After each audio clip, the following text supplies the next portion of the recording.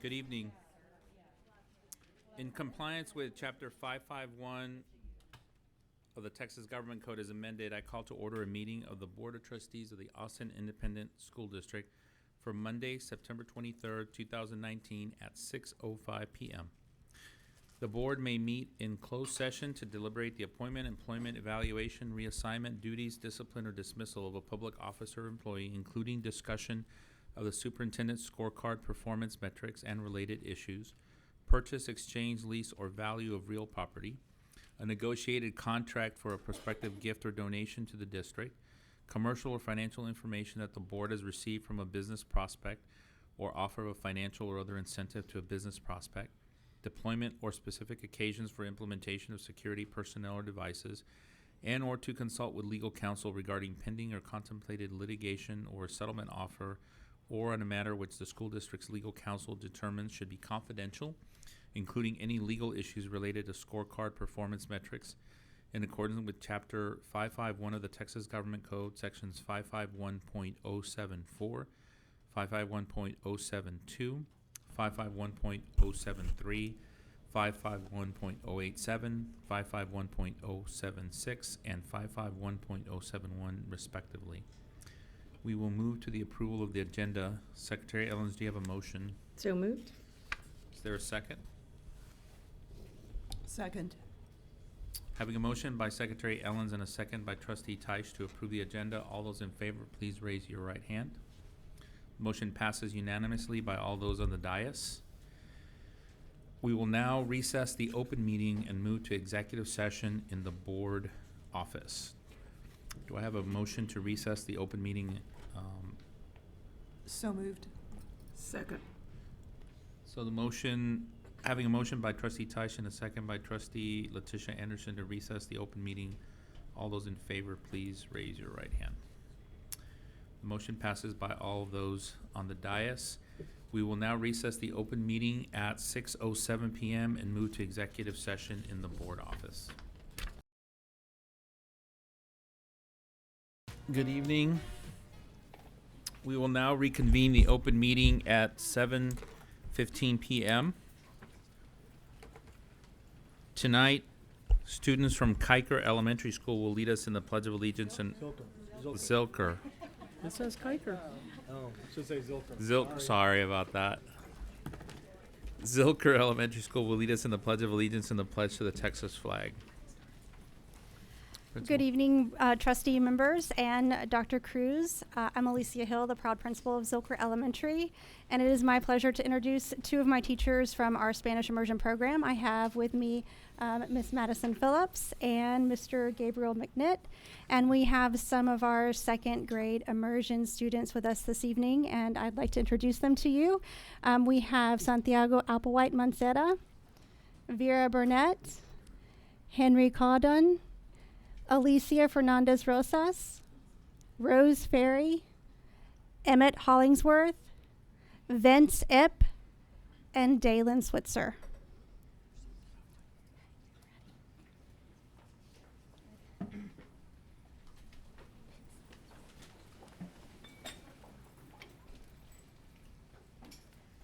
I pledge allegiance to the flag of the United States of America and to the republic for which it stands, one nation, under God, indivisible, with liberty and justice for all.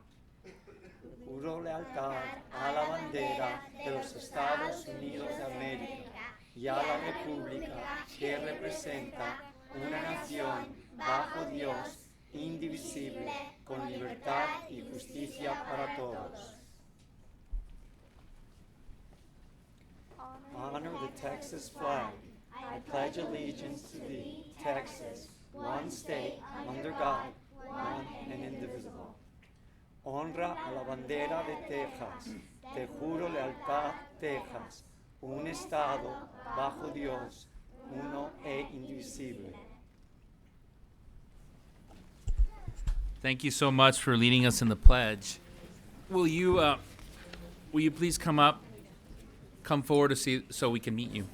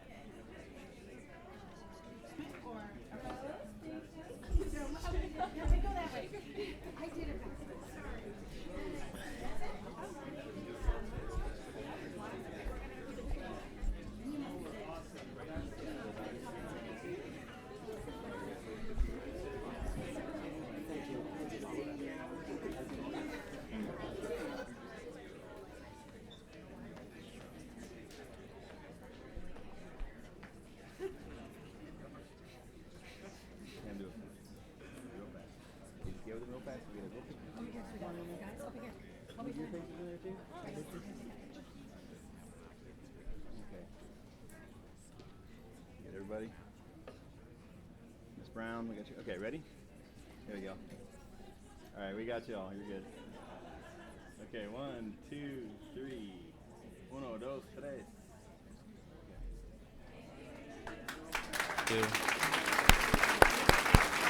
Thank y'all. We also want to recognize the parents of the students. Thank you so much for being here tonight and bringing your students with us.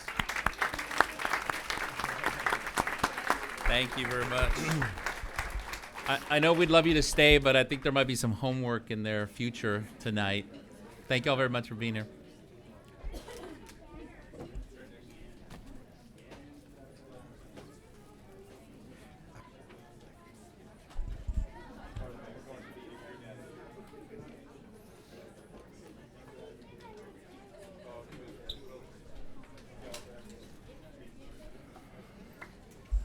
Thank you again. Thank you.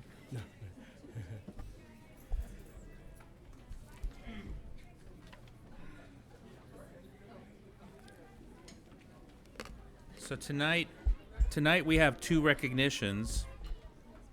The first one is item 5.1, Hispanic Heritage Recognition, and we'll begin our evening by recognizing Hispanic Heritage Month. Dr. Cruz? Thank you, President Rodriguez, and I do want to recognize certainly our Zilker Elementary students for leading us in the pledge and for their great work. Austin ISD has a long #ASD proud history of Hispanic heritage. During Hispanic Heritage Month and every month, we take time to appreciate the rich contributions Hispanic leaders have made to our history, our culture, language, literature, and so much more. Our first Hispanic teacher, Consuelo Herrera Mendez, began her teaching career back in 1927, and now Mendez Middle School carries her name. Gustavo Gus Garcia, namesake for Garcia Young Men's Leadership Academy, was the first Hispanic trustee and served as president of the Board of Trustees. Was also the first elected Hispanic mayor of Austin. Former board member Dr. Beatriz de la Garza, a lawyer, received a bachelor's, a master's, and a doctoral degree in Spanish literature from UT. She was president of a Capital Area Mexican-American Lawyers in the 80s. And our very own Maria Sebastian, or Miss Sebastian, second grade teacher at Perez Elementary School, and it is pronounced Perez, not Perez, Perez. Second grade teacher at Perez Elementary School has been named 2019 Teacher of the Year by the Texas Association of Bilingual Educators. Something that's so important in the Hispanic and the family and background, the heritage, is around family. La familia es muy importante para todos los hispanos, so is education. I remember my mom and having so many different family memories and recognitions, and my mom would always sing Las Mañanitas, which is a song that talks about being born and what a beautiful day it was when all of our kids are born and how much we love our children and love one another. Pero la familia es muy importante. Family is really important in the Hispanic heritage and Hispanic community. And I remember just the song of Mañanitas. Also, education is so important. As personal item, I always remember my abuelito always telling me, pero vas a seguir con la educación, ¿verdad? Which is basically, but you're going to finish. It didn't matter if I was finished high school that night or my master's. He'd say, pero vas a seguir para el doctorado. Yo, sí, abuelito, voy a seguir en la educación porque sí es muy importante. So those just two, there's so much more that's so important in the community, but education is so important. My grandpa sold raspas, as I was talking to Trustee saying, and to Trustee, I was to our trustees the other night with Amber and so forth, that's what he did. He actually had a little place and he sold raspas, and raspas are snow cones. Have them ice cream on top. That's the best way to get a raspa or a snow cone, a little ice cream on top. But just from his experiences, making sure that his family was always taken care of, and of course that we always pursued our education. And I think hard work is always important. Dichos are really important. I know there's different sayings in different communities, but dichos are part of the Hispanic community. And something that's really important is hard work. And I remember my mom always saying, no estés ahí de chulo, ponte a trabajar. Don't just be sitting there looking pretty, get to work, right? She'd always say that. You gotta be working all the time, always working to improve yourself, always working to improve your family. So through songs like Las Mañanitas, or it could be Selling Raspas, or Educación, or it could be just hard work, it truly represents Hispanic Heritage Month and what we believe for all our students. And speaking of our students and our amazing students, we are so fortunate that we have the Latino Academic Achievement Award winners. I'm going to name all of them, and of course they're studying already. They're already at school and doing their thing, but we're able to get at least a few of our students here and look at their amazing medals. So I'm so glad that you're here. So when I call your name, you can just sort of wave so we can get you on TV and we can get this camera off of me because y'all are the stars, right? So I want to make sure the cameras are on you all. But I'm going to name all of our students. These are students who earned the highest ranking students last year at our Latino Academic Achievement Awards. I don't remember if I read this or not. I'm on lots of medication. But they were 11th graders last year and highest GPA. And so we're so proud of you. They're seniors this year. So with that, we have Marilyn Ruiz, John Duncan, Alexandra Lopez, Mark Mills, Andre Plakis. Did I say that correctly? All right. Jay Perez, Reynaldo Rodriguez, Daniela Aranda Gomez. Is it Cesar or Cesar Menchaca? Cesar Menchaca, Lisette Buitrago, Roman Ugarte, Jonathan Dunbar, Elvia Saucedo Davis. Thank you all so much, students, for being here, and congratulations on your amazing work that you've already done and your bright, shining academic careers and futures ahead of you. We are so very proud of you. Felicidades a todos. Congratulations to you, students, for being here.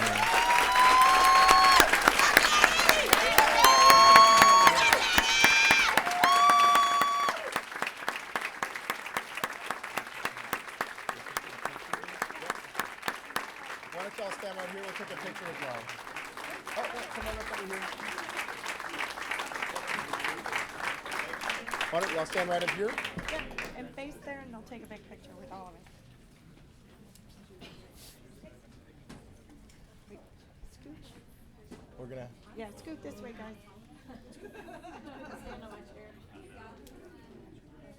There we go. Oh, we gotta fit in their Yo. windows. Oh yeah, we gotta.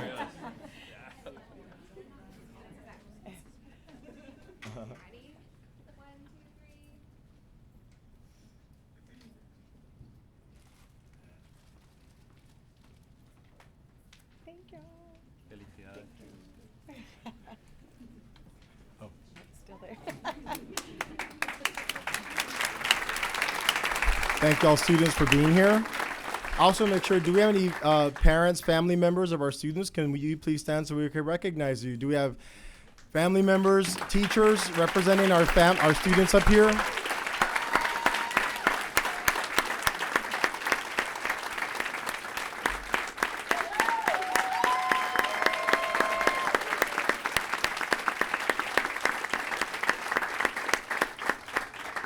Thank you so much for being here, students, and of course our family members as well. Thank you all so much.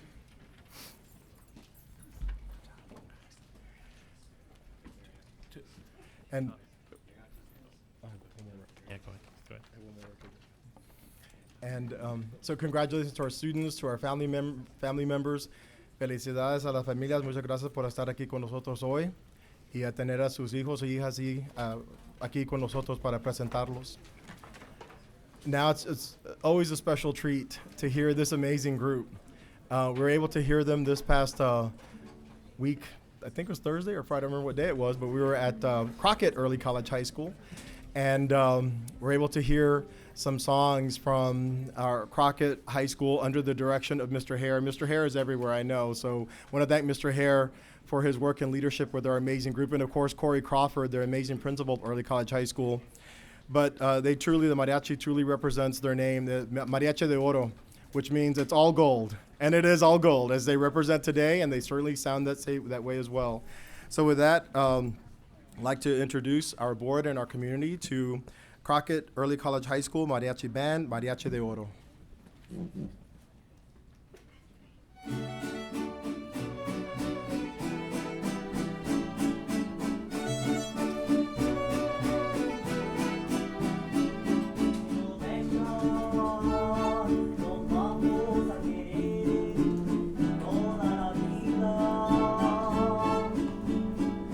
Si no dejan, nos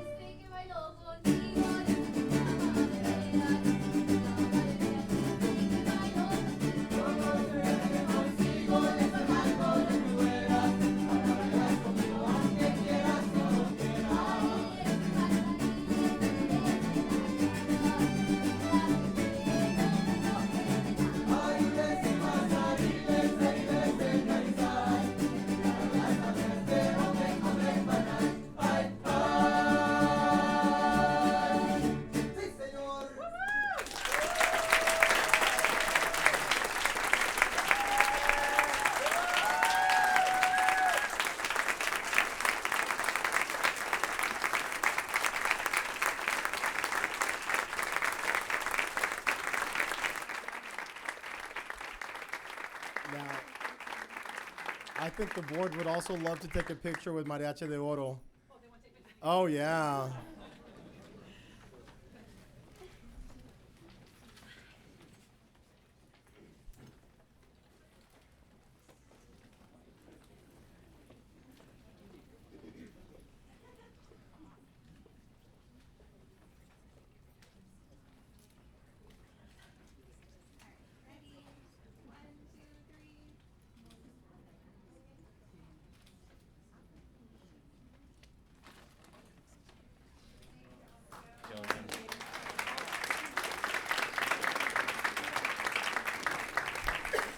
Thank you so much. Thank you also to the family members who are here representing Mariachi de Oregon School and families. Also, thank you for being here today. Yeah, gracias.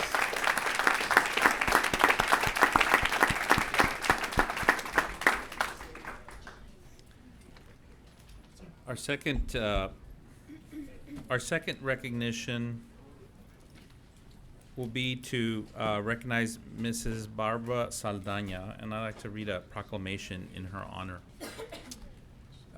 Whereas the Austin community lost one of its greatest treasures with the passing of Barbara Ann Saldana on September 8, 2019 at the age of 62. And whereas the Board of Trustees of the Austin Independent School District wishes to honor the memory of Mrs. Saldana for her service to the youth, families, and community of Austin.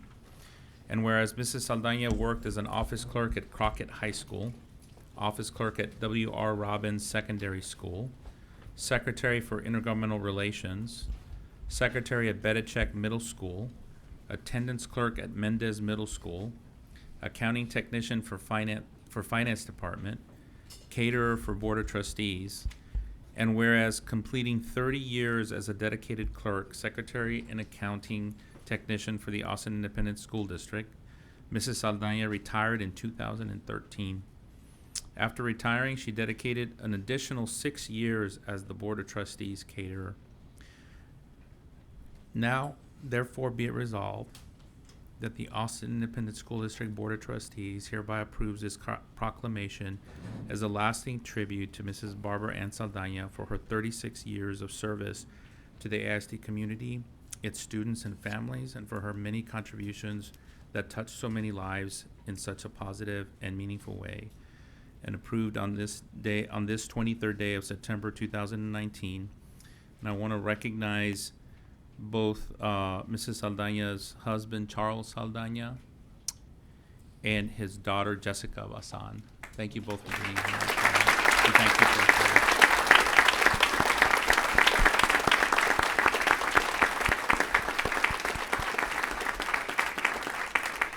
Thank you so much. Trustees, are there any comments that you'd like to make? Trustee Teish, and then Trustee. When I first got on the board in 2012, Barbara Saldana was one of the very friendly faces who welcomed me. And she welcomed me every time she made arrangements for our supper. And she was always so kind and so thoughtful. I want you to know as her family that we very deeply appreciated her kind words, her smiling face, and her unflagging enthusiasm for her job. So thank you so much. We appreciate your sharing her with us. Trustee Wagner. And I also wanted to offer my sincere condolences to Mrs. Saldana's family. I had so many lovely visits with her, whether it was in our boardroom or watching her cheer on her grandbabies at Bowie football games, and just hearing the pride that she spoke about her family with. And I know she leaves behind a family who she loved dearly, and a school community and AISD community who loved her dearly. So she will be greatly missed. Trustee Owens.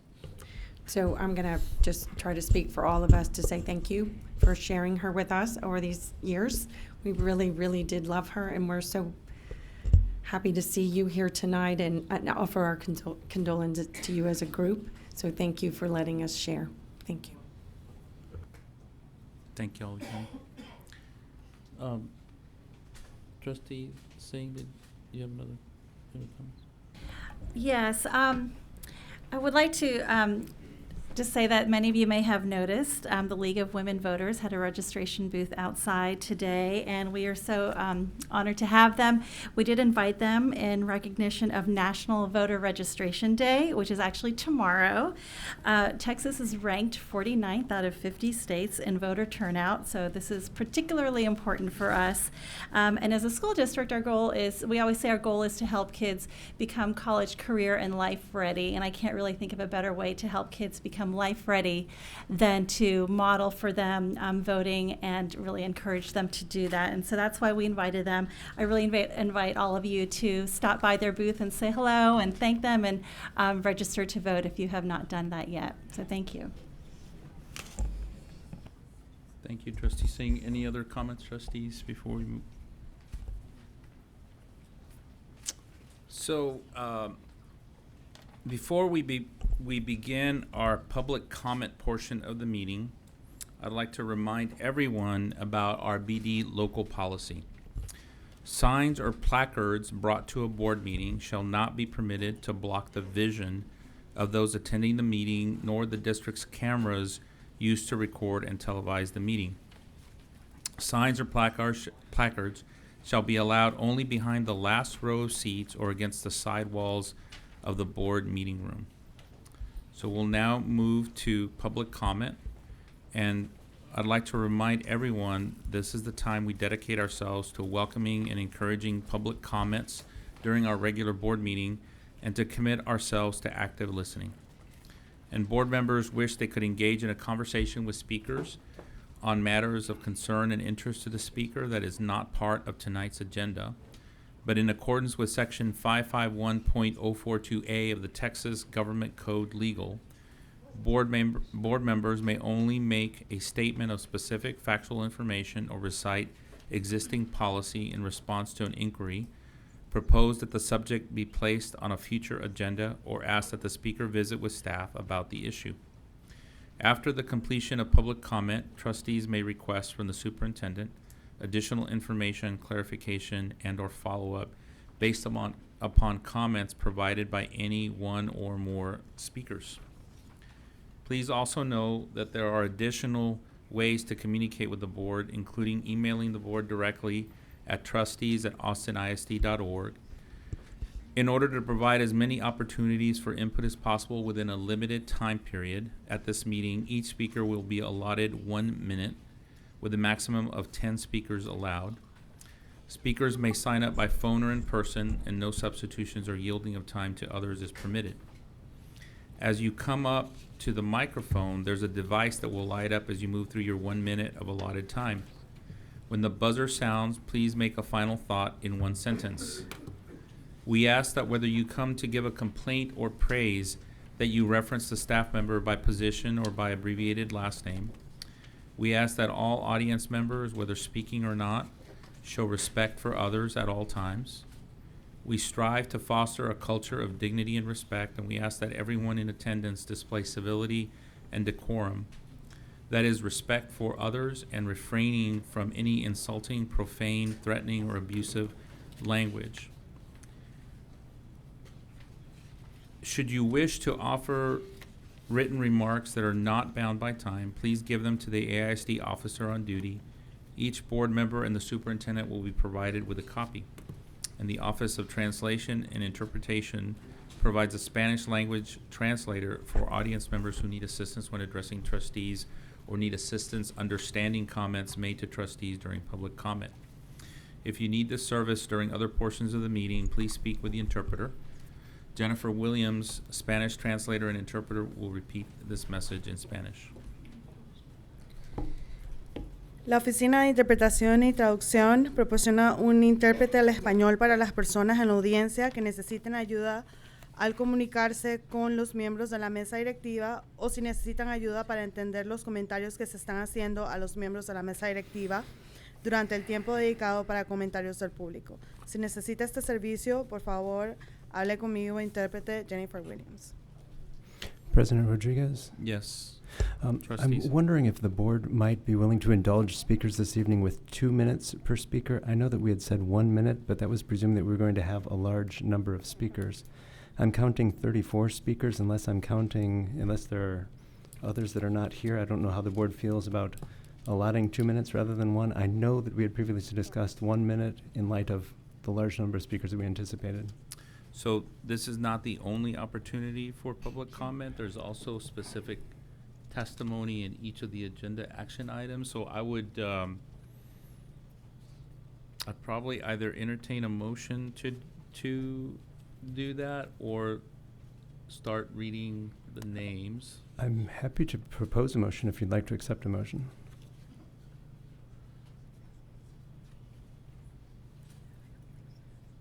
Yeah, he said, is there a second from anyone? Second.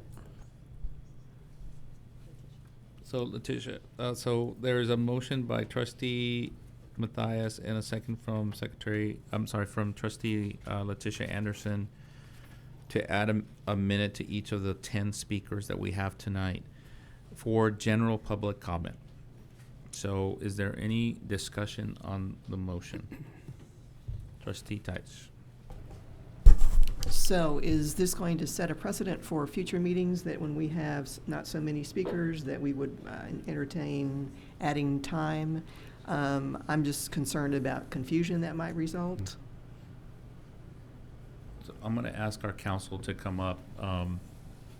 As you know, there's a new state law that has changed the way we do public comments and public testimony. So, Todd, if you want to answer that.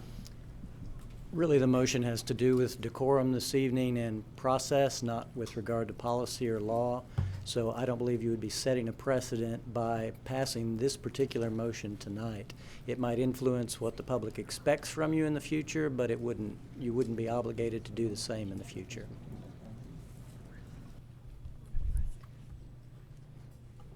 Thank you, Todd.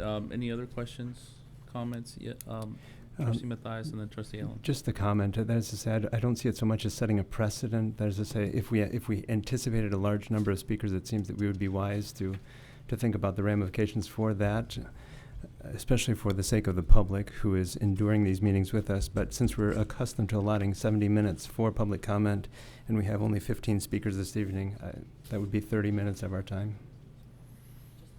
So just to clarify, there's 10 speakers that have been allotted per our new policy, or I don't know what the right word is, Todd, policy procedure. The other 5 are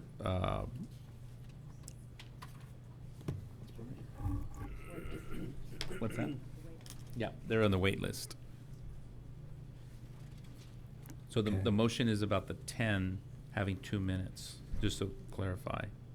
Because that's the procedure. I'm obviously not up on legislation in the same way that our legal counsel is. So I imagine that he knows better than I what duty we have to listen to all who sign up for public comment versus just the 10 that I see here. So Todd, if I understand correctly, the law, the legislature requires us now to listen to all public testimony for actionable items that the board is going to take. Okay. In addition, we have also added a procedure for a public comment that allows individuals to speak on any topic, not on germane to the public actionable items. So The public comment item on the agenda tonight is a matter of tradition and practice. It is in your policy as well, and it's what you've done historically, but it is not required by law at all. You've allowed people to sign up and historically have set a number. Tonight it's 10 with alternates that number 5, but I don't believe there's any, I know there's no obligation under general public comment to allow all 15 to speak. You are required to allow all those who want to speak to those items up for consideration to speak, and you had a sign-up process for that, and everyone who signed up under that process for public testimony, either on the action items or on the public hearing items, will be able to speak to those. And Todd, just for clarification, this motion applies to the general public comment portion of the meeting, not all of the public testimony for all of the items tonight. That's what I understood, but Trustee Matthias can correct us on that if we're wrong. Yeah, that's correct. Trustee Ellens, did you have a question? Trustee Matthias, were you done? Okay. So I just want to kind of take a minute and say that this is a work in progress as we figure this out. The law changed and we're working through it. I'm a little bit with Trustee Tyke. I feel like we set something in motion for this week that we publicized and we told people, and may have affected whether or not they are signing up or not. And so I'm hesitant to change midstream. That's kind of key. So I just did want to say we are welcome. We're always looking at improving it. And so moving forward, if that would be a desire to say if there's a certain number, then this would be the time, and if not, and we would love help in figuring out what that might look like. So I'm not going to support this tonight, but I am willing to keep improving. Trustee Tice. While I regret that we've had to lower the amount of time that we give to our speakers because of this law and the time that we have for getting our business done, this is only pertaining to general comment, and I'm concerned that our other speakers who are signed up for agenda items have been limited to 1 minute, and yet the general comment will get 2 minutes. So I will not be supporting this also, but I'm willing to look at further discussion of this at another time.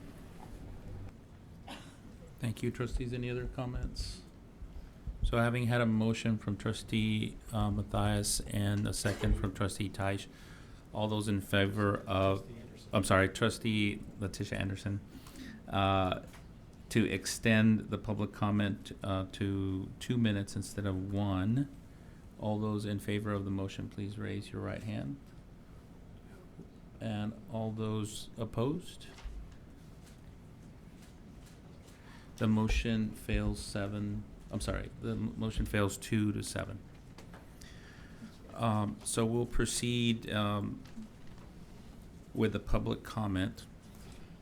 The first of our 10 speakers is Carol Ayala, and then Lori Mainig.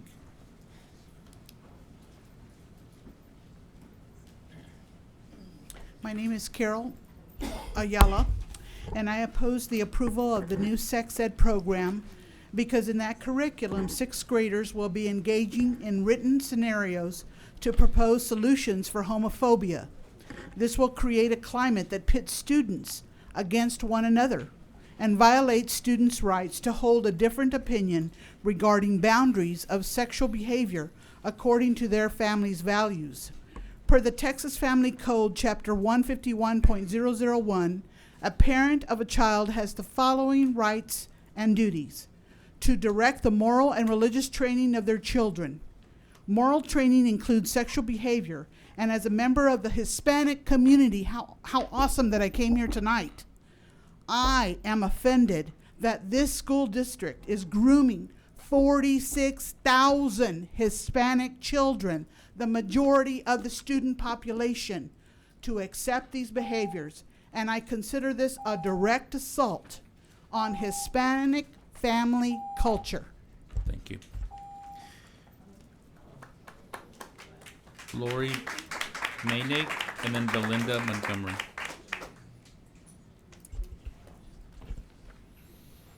I am here like many because I oppose the AISD sex ed curriculum. AISD believes they are inclusive and welcoming, even though for the last 30 years, many parents have slowly been pulling their children out. AISD believes their sex ed curriculum is middle of the road. I've reviewed some of the middle school material.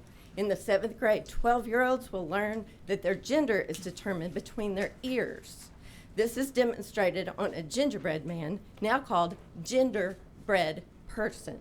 Arrows on the page point to the brain, their imaginations, and teach that their brains will determine their gender.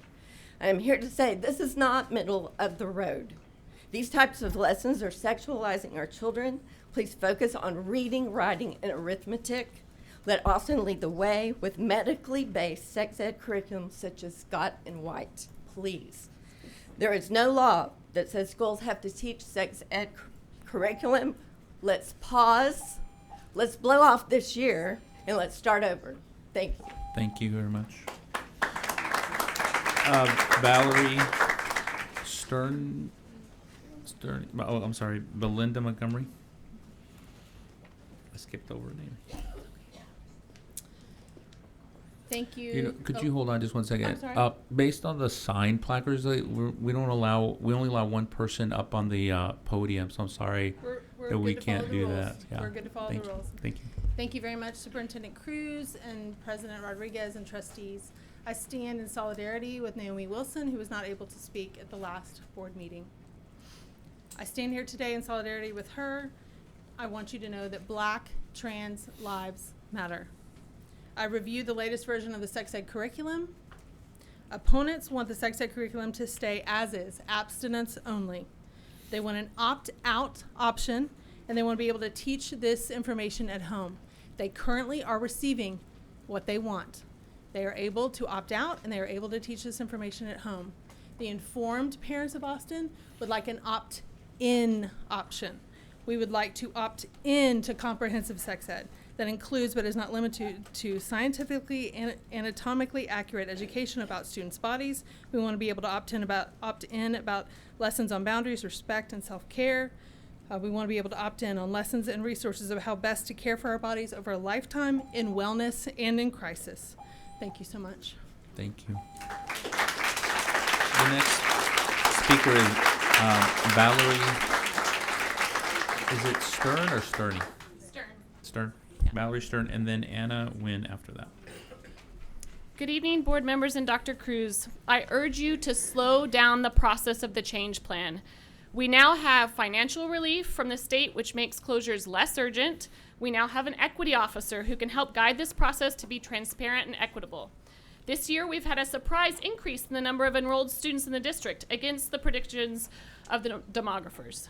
If the change plan was to go forward as is, African American children would be disproportionately affected by closures 3 times that of white students. Hispanic students would be disproportionately affected 2 times that of white students.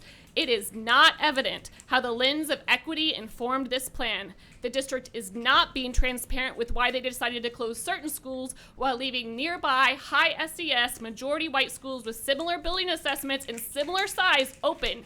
This plan will be the biggest change in our district in a generation. We all know that there are other scenarios that would get students into 21st century buildings while not impacting our historically marginalized communities so inequitably. Please take the time to do it right. Thank you. Thank you. Anna Wynn, and then John Doris.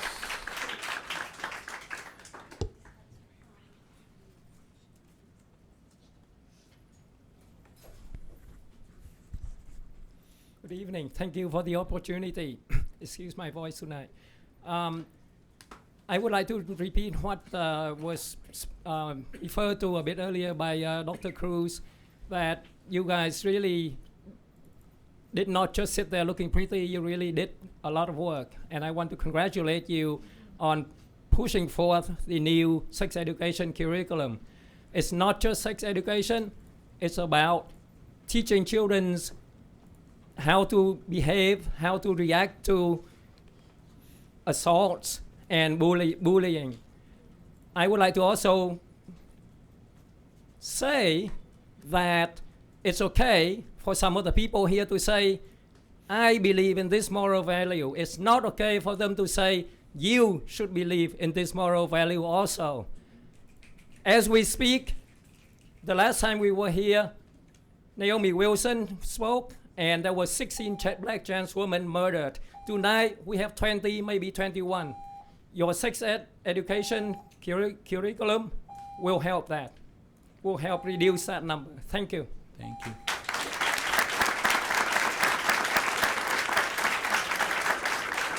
John Doris, and then Suzanne Kearns. Good evening, board. Thanks for letting us speak here tonight. I am a grandparent and a taxpayer, and I oppose the approval of the sex ed curriculum because it violates many of the laws laid out in the Texas Education Code, section 28.004. And as you know, when you were taking office, you swore to uphold the Constitution and the laws of the state of Texas. Many of us are concerned that the national sexuality education standards that have been adopted by the Austin ISD School Board are not in compliance with the laws of the state of Texas. Let's just look at one of the laws. How much of this proposed sex ed curriculum violates the Texas age of consent law that is at 17 years old? Just consider the numerous ways that your proposed sex ed curriculum undermines this one of many laws being violated. You know all this already. So I stand before you today saying this is wrong. Please end this now and go the right way. Thank you very much for letting me speak to you tonight. Thank you. Suzanne Kearns and then Terry Woodruss. We've all been there. You want your kids to get their shoes on. You start out really nice with a, "Hey, sweetie, could you please get your shoes on?" But then after repeatedly being ignored, you lose it and shout, "Oh my God, get your shoes on." And then they say, "Geez, you didn't have to yell." I attend lots of board meetings, and I've seen Naomi Wilson sit silently every month as speakers give testimony about why LGBTQ students are a social contagion that should not be normalized. Last month, people next to her called her disgusting, and she hit the "get your shoes on" point. But it's not about shoes, it's about her life. 20 trans women have been murdered this year.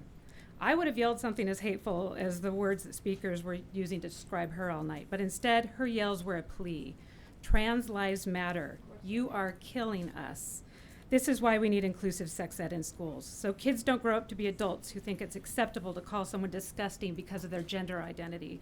And so LGBTQ kids know that AISD will do everything possible to make sure they are safe and respected and that they do not become a statistic. Thank you.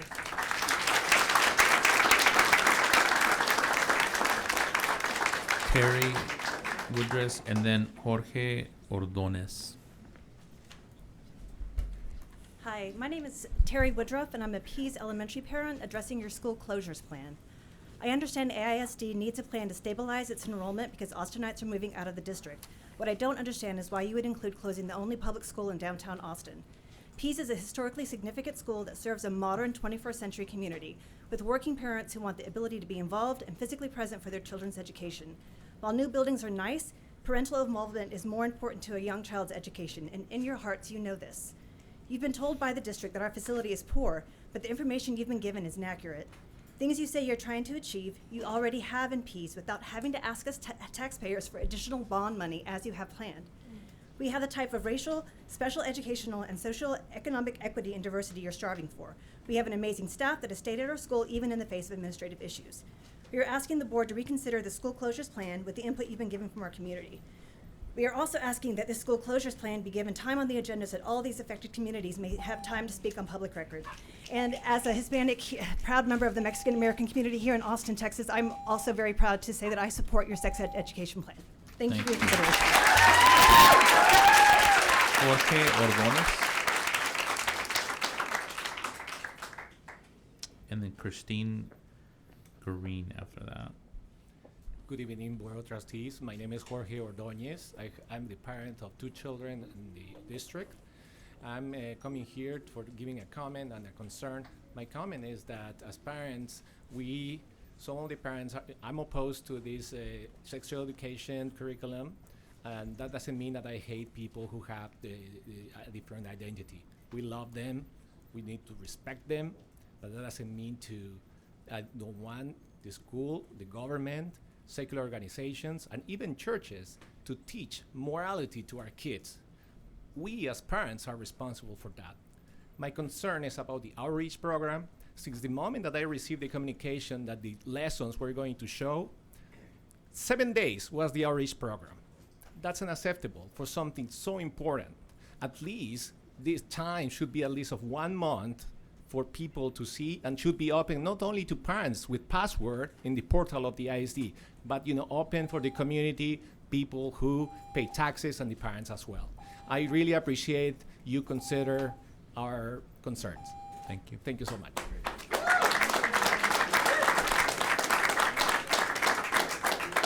Christine, is it Green or good? It was misspelled. It's Garanya. Garanya. Christine Garanya, and then Amber McDaniel after you. Oh, I'm sorry. That is the last person. You're the 10th and last person. Sorry, Point of Christine. order. Yes. Number 11 has a timestamp that's before number 10. So in fairness to number 11, I simply bring that to our attention. I see that. I think I'll take a little bit of discretion and just let her speak as well. So Amber McDaniel will be the last person. Christine. The school changes plan is not bold but biased. Pease Elementary is the only majority minority school in District 5 that is being closed. If equity and diversity are truly important to the district, Pease should serve as a model of diversity when parents are given a choice to live out their values. We have families from all over the district and outside the district who choose Pease, in part due to its diversity. Additionally, its place in the downtown community allows parents to have meaningful interactions with their children that they would lose out if Pease was not here. I consider Pease to be the neighborhood school of downtown working parents. As parents and voters, we voted on the 2017 bond to benefit ISD with the expectation that would include Pease. The extremely rushed timeline and limited ability for parents to be authentically engaged in a process that will in fact impact families for generations is wrong. I ask the trustees to set aside the plan until parents, stakeholders, and the equity officer and district administration can create something truly transformative. And as I'm going to throw out there, as a Hispanic, I do support the sex ed curriculum. Our last speaker will be Amber McDaniel.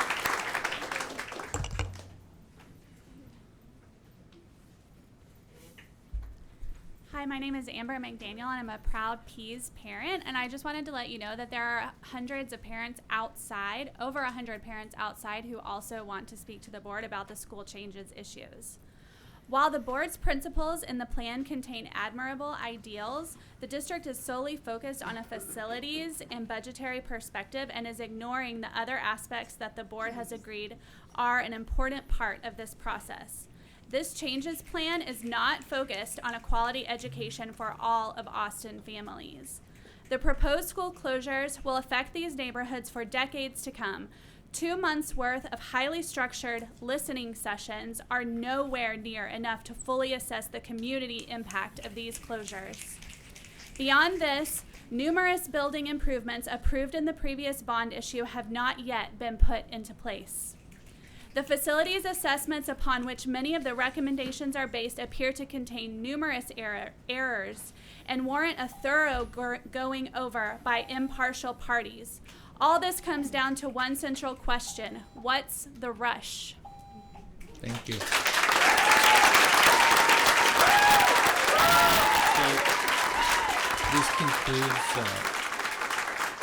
this concludes public comment. And trustees, are there any questions or clarifications? And please remember, since public comments are not specifically posted for discussion tonight, board members are legally restricted to either make a statement of specific factual information, recite existing policy in response to an inquiry, ask that the subject be placed on a future agenda, or ask staff to visit with the speaker about the issue.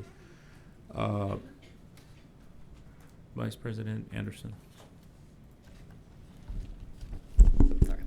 I'd like to formally request that the administration, perhaps in conjunction with our board president, issue a public statement that may provide some clarity over where we currently are in the process of adopting a new human sexuality curriculum, as it seems that there's still a lot of ongoing confusion. Ideally, that statement would include the reminder that earlier this year, this board voted 9-0 in favor of adopting the scope and sequence of a new human sexuality curriculum that was more inclusive, especially for our LGBTQ population, aligning with the ASD value of all means all. The adopted scope and sequence directed the superintendent and the administration to develop lessons that would follow this scope and sequence. The statement should also include next steps such as the availability of lessons for parent, guardian, and community review, reminder of opt-out procedures, the date or dates of upcoming discussion, and or scheduled board votes on the lessons. Thank you. Trustee Singh, and then Trustee Mathias, and then Trustee Anderson. Yes, I'd like to request that the administration at our next work session, at one of the next work sessions, to please have a more clear justification or criteria on which you based the schools that are listed for consolidation, just so we can get a real clear picture of what was used in that decision making. Thank you. Trustee Mathias. I simply wanted to point out, I appreciate your pointing us to the website and what it says on public comment. I think I would ask the administration, if indeed it is the board's will to limit the speakers to 10 speakers for general public comment, for us to state that on the website, currently suggests that persons can sign up between the hours of 7:45 a.m. and 3 p.m. So anyone who called today between 8:02 a.m. and 3 o'clock p.m. was not able to be part of this evening's public comment. I think I would also concur with a speaker who suggested that there be more public comment before this board about school changes. This is a big deal. It's a big deal for us. My question is there some way for us to be able to allow more than just 1, 2, 3, 4 speakers on a night like this to be able to comment on? We all know that there are other ways in which we can share our comments, but I think this is an important way in which the public can be able to speak to the entire board gathered. Yeah, I think we can add that to the ops committee, operations committee. Trustee Letitia Anderson. I have a request for the administration, and that is to slow the school changes process down.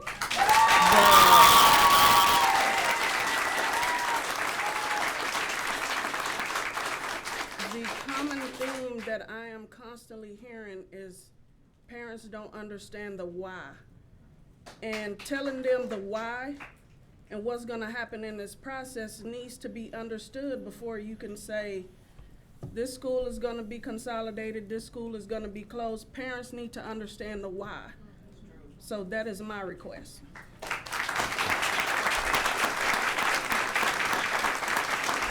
Trustees, any other questions or clarifications? If not, thank you, trustees. Yeah, thank you. Board, will now begin the public hearing at which the public will have the opportunity to comment on the telehealth services with virtual care for kids. Oh, I'm sorry, Trustee Ellens. So I would like to make it very clear that single trustees cannot ask for work from the administration. And so all of these are very specific single trustees. So how do we get consensus on what we are asking the superintendent to do? Well, in most cases, what we've done is we've taken the request back to the operations committee and had a discussion with the superintendent on where and how to place the item, or if it's an informational one, is just clarification from the superintendent. Okay. That's usually how we Thank you. handle it.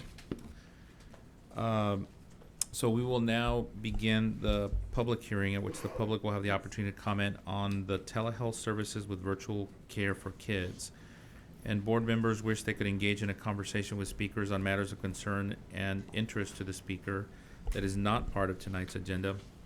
But in accordance with Section 551.042A of the Texas Government Code Legal, board members may only make a statement of specific factual information or recite existing policy in response to an inquiry, propose that the subject be placed on a future agenda, or ask that the speaker visit with staff about the issue.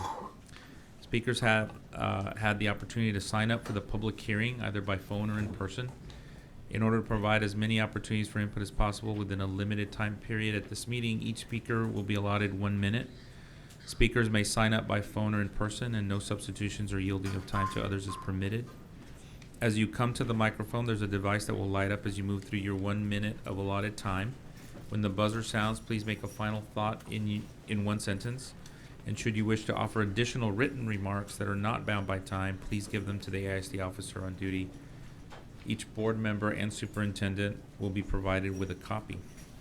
So a Spanish language translator is provided for audience members who need translation assistance when addressing trustees or need assistance understanding comments made to trustees during this public hearing. If you need this service during other portions of the meeting, please speak with the interpreter. Jennifer Williams, Communications Specialist, will repeat this message in Spanish. La Oficina de Interpretación y Traducción proporciona un traductor al español para las personas en la audiencia que necesiten ayuda al comunicarse con los miembros de la mesa directiva o para entender los comentarios que se están haciendo a los miembros de la mesa directiva durante el tiempo dedicado a los comentarios. Si necesitas este servicio, por favor hable conmigo, Jennifer Williams. Gracias, Jennifer. The first speaker for the public hearing is Dr. Ari Brown. Did I say that right? Ari. Dr. Ari Brown. Sorry about that. I'm Dr. Ari Brown. I serve Austin children as a pediatrician for over 20 years, and I'm the chair of the Greater Austin Pediatric Society. I represent over 600 pediatricians today. We are the medical home for your students. We learned very late in this process that AISD is considering direct-to-consumer telehealth services. The American Academy of Pediatrics' 2015 policy statement acknowledges telehealth is most impactful in underserved rural areas and those lacking a medical home, but direct-to-consumer clinics undermine the primary care medical home that prioritizes quality, safety, and continuity of care. It creates redundancy and imprudent use of healthcare, including overprescribing antibiotics 30% more of the time compared to primary care doctors. Fragmented care, frankly, is bad healthcare. We have significant concerns about prioritizing convenience over quality and safety when non-medical home providers care for patients without prior medical record. We implore you to engage with us to be a stakeholder in the care of these children. Thank you. The next speaker is Sanjita Jain. I'm a community pediatrician in Austin for the last 14 years, and I'm concerned about telehealth's involvement with AISD. For the last 3 years, I have focused my attention on asking physicians how we can do better, what steps we can take to improve how we prevent disease, how we educate our patients about disease, and how we prevent superbugs from becoming an emerging threat to our Austin community. These are some of the same concerns I want us to consider today. While I think getting timely medical care is important, I also think it is important to evaluate what kind of care is being given. For example, regarding telehealth, are the providers board-certified pediatricians? Are parents being counseled with AAP guidelines for disease treatment and prevention? How often are antibiotics and antivirals such as Tamiflu being prescribed or being over-prescribed? We are in an era where quality of care is paramount. With the emergence of superbugs, communities will pay the ultimate price if we are not careful. Thank you. Next, we have Elizabeth Knapp, and then Dr. Vaishali Patil. Hi, my name is Elizabeth Knapp, and I've been a pediatrician here in Austin for the last 18 years. I am concerned as well about telehealth that would be provided to our AISD students. I worry that we don't have enough information about this telehealth provider. How will they know the whole scope of the illness when the child is providing the information? Will they follow the American Academy of Pediatrics guidelines on care for illnesses, making sure they provide antibiotics only to children who have illnesses that need them? In a medical home, we are aware of the medications that have worked for this child in the past, the number of similar illnesses that this child has experienced, and we will address chronic healthcare needs at the same time as sick child care. The American Academy of Pediatrics, as well as local pediatricians, know the children in the Austin community will have better health care when this care is provided as part of their medical home. Thank you.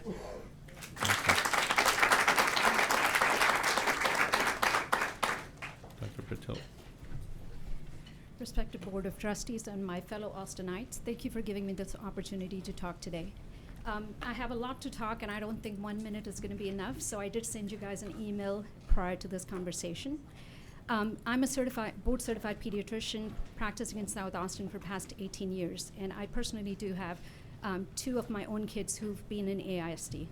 I am here to say no on the telehealth for acute care illnesses in AISD, and the reason I think that we need to say no to this is because I feel like the treatment that is going to be offered is not going to be the best pediatric practice.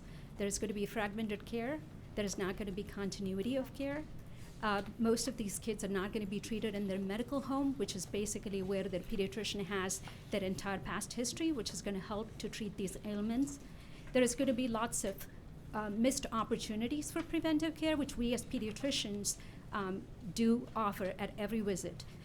You know, the physical ailments will be taken care of, but not necessarily the ongoing chronic illness. Thank you. Thank you very much. The next speaker is Mai Duong. And then Haiti, I think it's Reimer. Rimmer. Good evening. Thank you for this opportunity to speak. My name is Mai Duong, and I'm a pediatrician in the Austin community for the last 20 years. Many of my patients are AISD students. I have 3 daughters who've graduated from AISD schools. I have many questions regarding this partnership between Virtual Care for Kids and AISD, and I did try to find out more about this relationship and the scope of care last week, and unfortunately the speakers canceled at the meeting where they were supposed to speak. I'm very concerned about how the telemedicine providers will communicate with the primary care providers and parents. If a parents have questions, or if I had questions about the care that was given, where do we turn? What if the school is closed? Telemedicine outside of a medical home has shortcomings, and we should adopt it very cautiously. As a pediatrician of many AISD students, I'm asking for time to learn more about these services and to provide my input. Thank you. Thank you.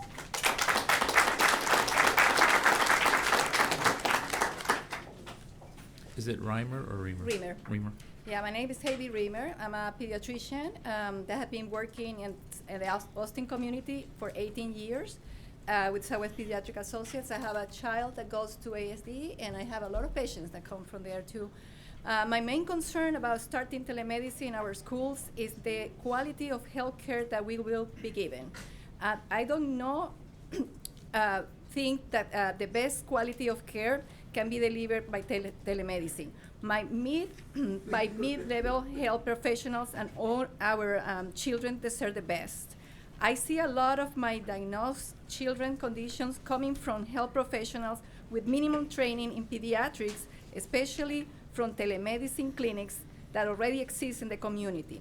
I will illustrate this with a simple example, because it can be a condition mislead that that patient ends up in the emergency room. So let me give you something simple.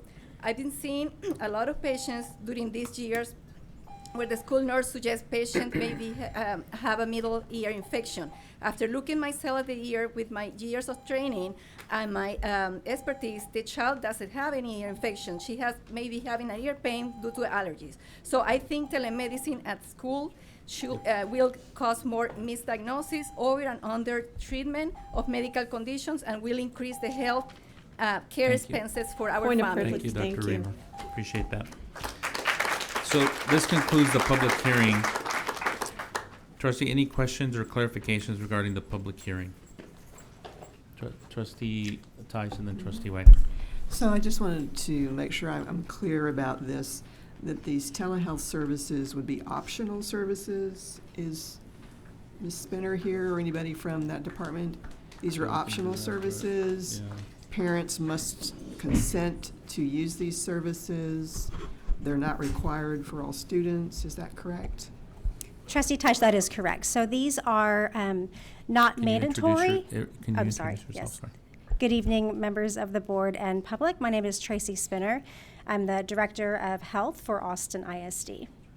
So to answer your question, you are correct. So this is not a mandatory participation. Parents would have to opt in to all of the services prior to them being delivered.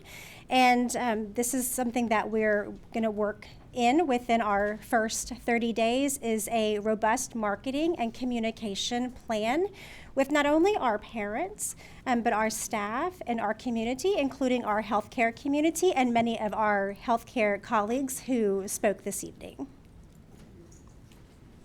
And one further clarification. One further clarification. So how would this be an advantage for our students? In particular, which group of students would be perhaps helped the most by this? Yeah, thank you for asking. That's a great question. The goal of telehealth in schools, which is supported by the American Academy of Pediatrics and the American Academy of Family Practices, it's to deliver quality, on-demand pediatric telemedicine to really facilitate introductions to primary care providers when children don't currently have a provider, and then to direct and redirect those children back to their primary care provider for ongoing care. And when we're looking at our student population in Austin, I just pulled our data from this year. So parents self-report on their enrollment form. Over 33,000 of our students are uninsured or have Medicaid or CHIP. So we're looking at 33,000 students, for many of them finding a medical home who accepts their insurance, whether they have Medicaid, CHIP, or uninsured. It's difficult. And so one of the roles of telehealth is to be able to not only facilitate a acute illness injury appointment at school, but also connect them with a healthcare home so that they can continue those ongoing healthcare and have that warm connection between the telehealth provider and a pediatrician in the community. And is there a cost for this service? There is not a cost to the district, no. Is there a cost to parents? So it is a fee-for-service model, basically very similar to the model that we just approved last month for our mental health centers. So if a family has insurance, their insurance would be filed. If they are uninsured, that charity care is available and there would be no cost to that family. Trustee Wagner? I think most of my questions have been answered, but just to put a finer point on it, so you said 30, how many percent of our students? 33,000 students are uninsured and or have Medicaid or CHIP.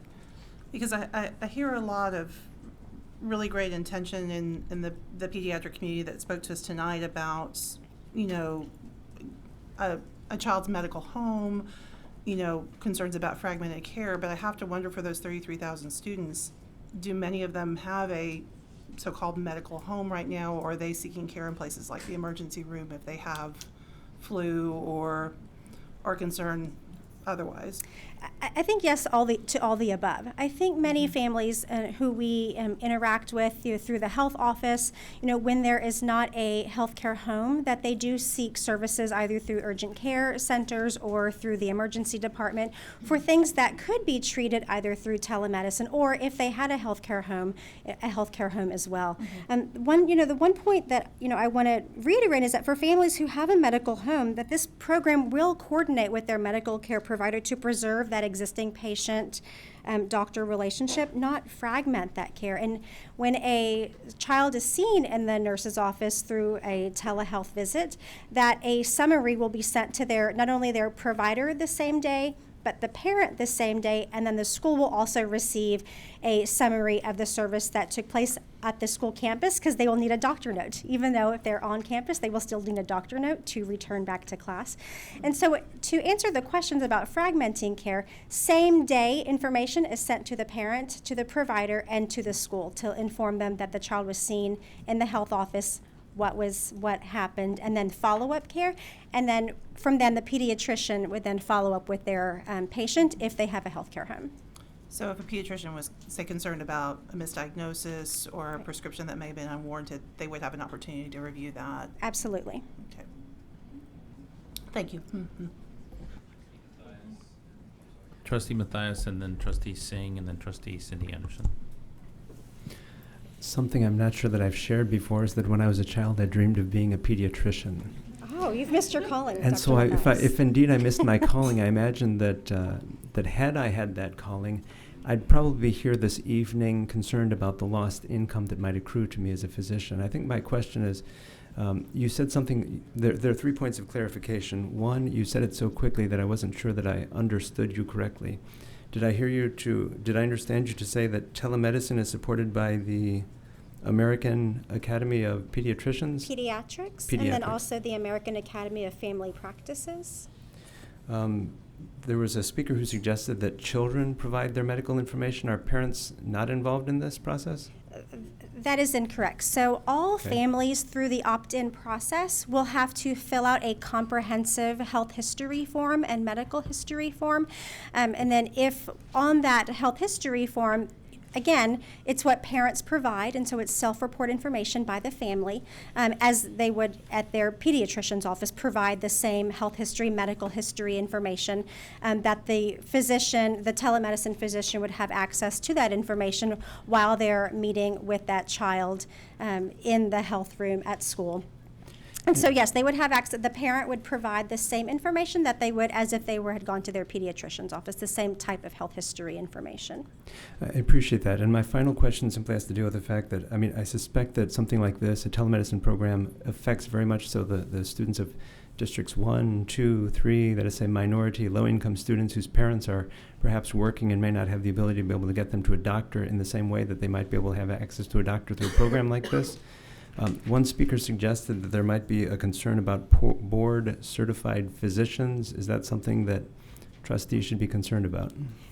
No, that is not something that trustees should be concerned about. All the physicians are board certified and they practice evidence-based medicine, which include appropriate prescriptions such as, appropriate prescribing for antibiotics. Thank you. You're welcome. Trustee Singh. Hey, most of my questions were already answered. I want to really thank the physicians who came out tonight. We really appreciate hearing that side of it. I wanted to know, you mentioned that if a family had health insurance that this would be covered. So do we know that this particular company, Virtual Care for Kids, is an in-network provider for most of the insurance? Yes, so they companies accept around here, or- all major insurance plans, including all the different Medicaid insurance. And then again, if the child is uninsured, that they have charitable care, that they're able to cover the cost of that child's medical care. Thank you. Trustee Vice President Anderson. I only have one remaining question. You stated that they would do same-day communication with PCPs. Is that a phone call? Is that an email? How can you ensure that the communication is actually being received? So it is, if the parent provides the pediatrician's information, so if they provide that their child does have a pediatrician, so it's an electronic transmittal of information, electronic fax from the telehealth provider to the PCP, as well as it's an email. If the parent has provided an email address, it's an email that'll go directly to the parent. If the parent doesn't have an email address, then it'll be a printout copy that the nurse will provide to the child.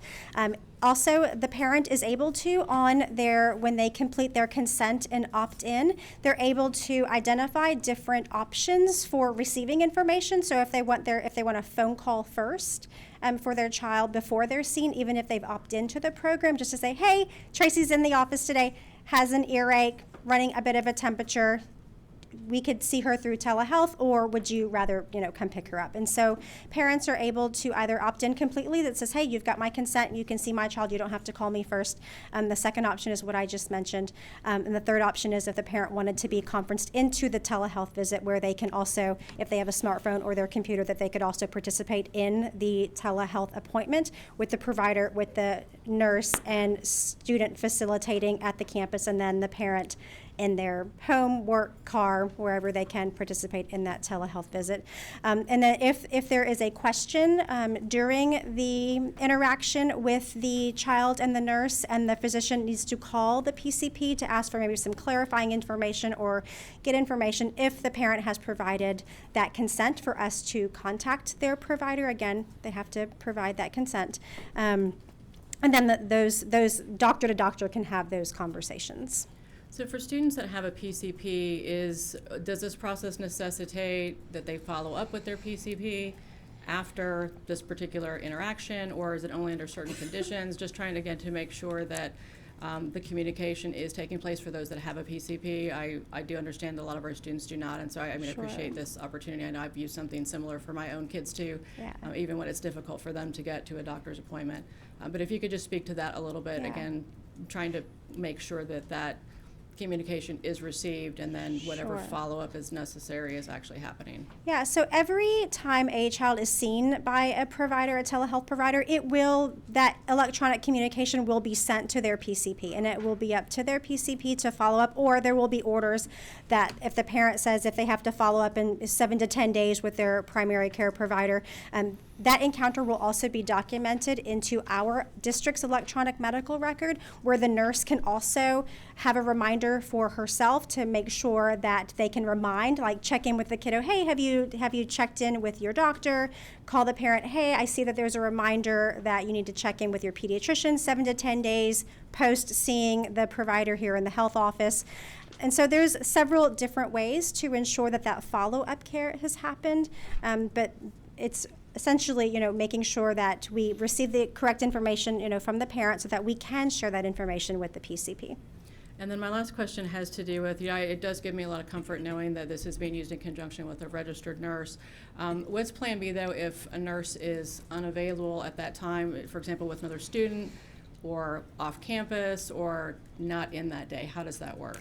Yeah, great question. So those are the logistical pieces that we are working through as we're working with our virtual care provider, is to talk about what are those Plan B. And those are things that we're working out over the next, 30 days and talking about those logistics. Thank you. So Trustee Singh has another question, and then Trustee Ashe, and then Trustee Ellens, Secretary Ellens.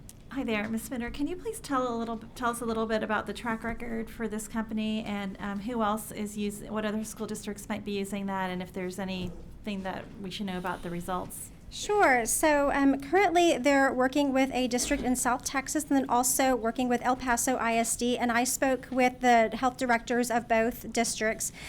Director of El Paso ISD and also the superintendent had just wonderful, wonderful things to say. I also talked to several community-based pediatricians in El Paso who also had really great things to say. The nurses were very happy. They talked about how easy the training was. Families are very happy with the services being provided.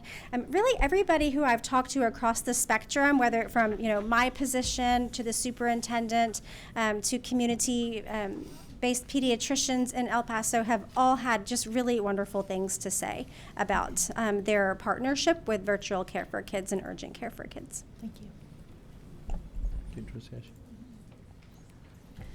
So I have a question real quickly for our board president. Sorry to do this to you, Trustee Rodriguez. Yeah. Is this the time for us to ask contractual questions and things of that nature, or because we're not voting right after this? My understanding was we were to respond to or ask questions that were clarification questions as it was pertaining to the public comment. So I'm trying to figure out if now is the time for me to ask my questions or if we are to wait until later in the agenda. You are correct that this is an opportunity for clarification questions. Okay, and that then I there'll will be hold my for- questions until we get there. Okay, great. Any other questions, trustees? There might be more questions when we have the vote. So we'll move to a presentation of the ISD School Financial Integrity Rating for 2019. Dr. Cruz.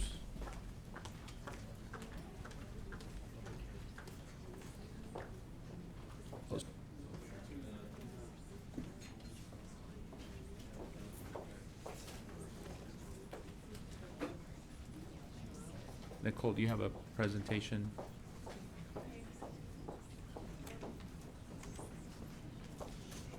I think we're doing a presentation first, and then we'll have the public hearing.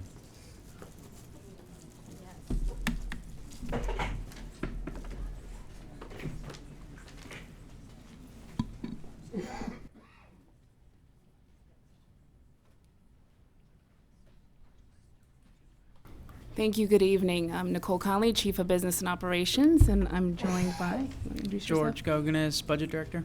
Yes, so we don't have a presentation. We just read opening statements for this, but I just wanted to say that as this school financial integrity rating was directed as part of the 76th legislature, and so it is a financial accountability system for school districts that began in 2001-2002. Under this system, AISD recently received its 2019 rating, which represents the fiscal health of the district during the 17-18 school year. I'm proud to announce that we received a rating of superior from the state under the fiscal integrity rating system. This is the highest rating that a district can earn, and it speaks strongly to the high level of financial oversight and prudence that the board has exercised consistently, earning a score 96 out of 100. School First incorporates elements of the financial solvency system, previously administered separately, and requires more rigorous standards to generate a superior rating. As part of the rating system, the district is required to advertise and hold a public hearing to share the outcomes of the TEA evaluation in order to provide opportunity for public comment. So I would like to commend the efforts of not only the finance staff, but thank you, finance staff, but the entire district, because we've worked collaboratively through the years to find financial solutions to stabilize the district's finances, despite the austere funding from the state, all while managing to improve upon student performance, which means that we're putting our right resources in the right places. The state utilizes the rating system to ensure that school districts are held accountable for the quality of their financial management practices and achieve improved performance in financial management when there are areas of gaps in performance. The factors are not only used to assess our fiscal management capabilities, but it's also taken into consideration when assigning final accreditation status. Therefore, maintaining a high rating is extremely important to the district for our overall performance in the state's accountability system. The rating takes into account performance factors such as the district's assets to liability, fund balance levels, our administrative cost ratios, student to staff ratios, whether or not we received an modified audit opinion, material weaknesses, compliance with debt payments, and other important financial indicators. Therefore, as indicated or evidenced by our rating of superior, our resources are well managed. We've experienced no significant audit findings. We maintain an unqualified opinion and have a healthy fund balance, all of which reflects favorably on the district's credit worthiness and resulting bond ratings. We're among the elite 10% of school districts, all the 1,200 school districts in the state that have achieved the highest standards in bond ratings from 2 rating agencies. And meeting these high standards impacts our bottom line. The better our ratings, the better our interest rates, which mean clear savings to our taxpayers. And I think we can all appreciate efforts to improve our bottom line, but it also goes a long way towards maintaining public confidence in our ability to maximize and manage our resources. That concludes my statements on the presentation of the fiscal ratings. All the required documents under law have been posted publicly, and we're ready to advance or take any comment at the public hearing. Thank you. Board, we will now begin our second public hearing at which the public will have the opportunity to comment on the AISD School Financial Integrity Rating for 2019. Board members wish they could engage in a conversation with speakers on matters of concern and interest to the speaker that is not part of tonight's agenda, but in accordance with Section 551.042A of the Texas Government Code Legal, board members may only make a statement of specific factual information or recite existing policy in response to an inquiry, propose that the subject be placed on a future agenda, or ask that the speaker visit with staff about the issue. Speakers have had the opportunity to sign up for the public hearing either by phone or in person. In order to provide as many opportunities for input as possible within a limited time period at this meeting, each speaker will be allotted 1 minute. Speakers may sign up by phone or in person, and no substitutions or yielding of time to others is permitted. As you come to the microphone, there's a device that will light up as you move through your 1 minute of allotted time. When the buzzer sounds, please make a final thought in 1 sentence. Should you wish to offer additional written remarks that are not bound by time, please give them to the AISD officer on duty. Each board member and the superintendent will be provided with a copy. A Spanish translator is provided for audience members who need translation assistance when addressing trustees or need assistance understanding comments made to trustees during this public hearing. If you need this service during other portions of the meeting, please speak with the interpreter. Jennifer Williams, Communications Specialist, will repeat this message in Spanish.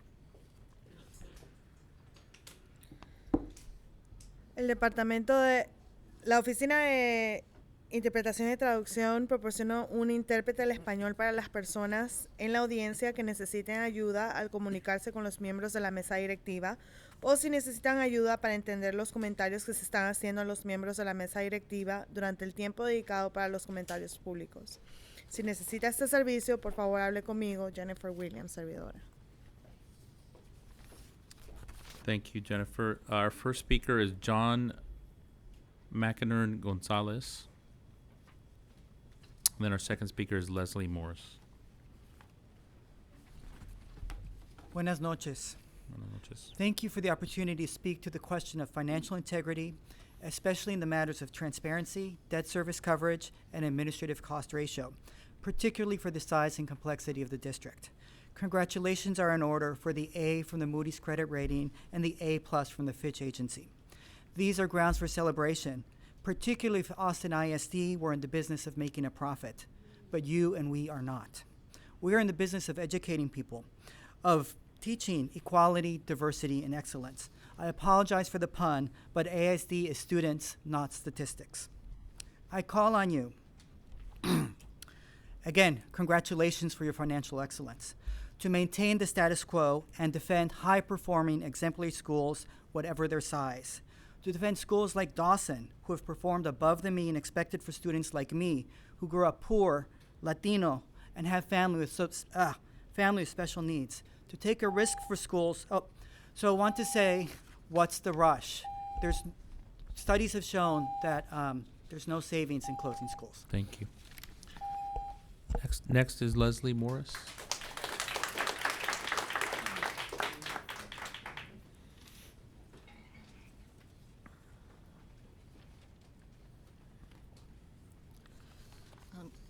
AISD recently invested in special education software that it claims will create operational efficiencies and maximize Medicaid funding. AcceleTrack, for example, captures all services and IDA compliance. But here's the rub. Software can't ensure compliance. Software can't do evaluations and deliver services. Software can't engage 4-year-olds with language delays in a read-aloud picture story. A speech therapist can and does. But with all our budget pressures, isn't software that maximizes funding a better investment? Well, last night, actor Michelle Williams answered this question. When you put value into a person, it empowers that person to get in touch with their own inherent value. And then where do they put that value? They put it into their work. The value for our students is in us, the people who directly serve them, not in software. Thank you. Thank you very much.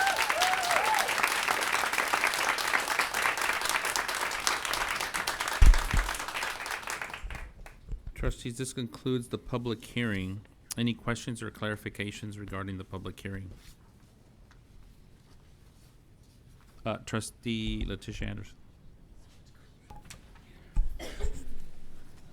So my, I guess, request from the administration is looking at SLP pay and the number of days for employees of AISD versus surrounding districts and the pay.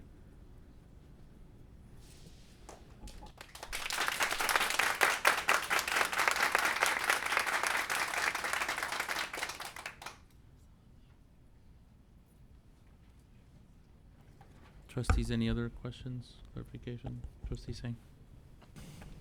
I just want to say thank you so much to our finance team for just keeping us in such good standing. We really, really appreciate it, and it just makes our jobs so much easier. I also appreciate what the speaker said, and we do have to look at our finances in the context of our mission as an educational organization. So I just wanted to thank the speakers as well. Thank you. Trustees, any other? Trustee Matthias? Certainly, if we've deviated from questions and comments to gratitude, I just want to express gratitude to the speakers, not only our Dawson Dolphins, but also for the speech and language pathology department for being here. For two times in a row, the way that you all have dressed in blue and respected this board's time by having an eloquent speaker representing you.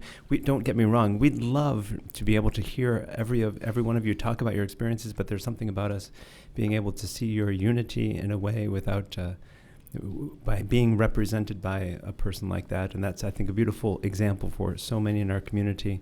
If only we could strive for such unity. Thank you.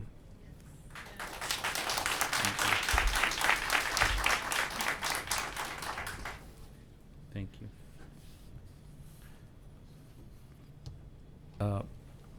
Trustee Owens, I have a question.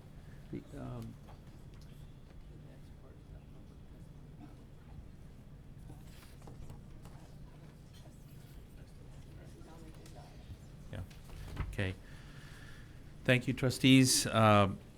If there's no other questions, we're going to move to the public testimony for consent items and items for separate vote. This is a new part of our regular voting meeting agenda to enable persons wishing to provide testimony for items posted for action or discussion and possible action to provide their input. And so we will retain discretion over the order in which the items are called. And tonight we have 1, 2, 3, 4, 5, 6, 7, 8, 9, 10, 11. 1, 2, 3, 4, 5, 6, 7, 8, 9, 10, 11. We have 11 speakers signed up to speak on item 17.1, the SHAC bylaws and membership. So please also know that there are additional ways to communicate with the board, including emailing the board directly at trustees@austinisd.org. In order to provide as many opportunities for input as possible within a limited time period at this meeting, each speaker will be allotted 1 minute. Speakers may sign up online, by phone, or in person. No substitutions or yielding of time to others is permitted. As you come to the microphone, there's a device that will light up as you move through your 1 minute of allotted time. When the buzzer sounds, please make a final thought in 1 sentence. And again, we ask that whether you come to give a complaint or praise, that you reference the staff member by position or by abbreviated last name. And that we ask that all audience members, whether speaking or not, show respect for others at all times. Should you wish to offer additional written remarks that are not bound by time, please give them to the AISD officer on duty. Each board member and the superintendent will be provided with a copy. The Office of Translation Interpretation provides a Spanish language translator for audience members who need assistance when addressing trustees or need assistance understanding comments made to trustees during public testimony. If translation is required, the speaker will be given twice the allotted time. If you need this service during other portions of the meeting, please speak with the interpreter, Jennifer Williams, Spanish translator and interpreter, who will repeat this message in Spanish. La Oficina de Interpretación y Traducción proporciona un traductor al español a las personas en la audiencia que necesitan ayuda al comunicarse con los miembros de la mesa directiva o si necesitan ayuda para entender los comentarios que se están haciendo a los miembros de la mesa directiva. Si se necesita interpretación, se va a dar el doble del tiempo permitido. Si necesita este servicio, por favor, hable con la intérprete de servidora Jennifer Williams. Gracias, Jennifer. Our first speaker is Jennifer Fleck. Thank you, trustees. My name is Jennifer Fleck. I'm a community member of this district. I object to the adoption of the SHAC bylaws. Article 2 responsibilities does not include the responsibility of the SHAC members to uphold the law as written in Section 28.004E in the Texas Education Code that states that the SHAC must review all course materials and instruction related to human sexuality, sexually transmitted diseases, or HIV or AIDS in order to advise the board of the adoption or rejection of the material and or instruction. Omission of this requirement from the existing bylaws resulted in AISD writing materials and instructions that are planned to be used in 2019-2020 that were never submitted to the SHAC for review. In addition, the AISD materials and instructions are in flagrant violation of other requirements in the Texas Education Code, Section 28.004E 1 through 5. Please vote no on these bylaws. Thank you. Thank you. The next speaker is Carol Fedrick. Did I say that right? And then Allison Gephardt. And after Allison is Barbara Buckland. Thank you, trustees. I'm Carol Fedrick. I'm a grandmother and taxpayer of this district, and I also object to the adoption of the SHAC bylaws.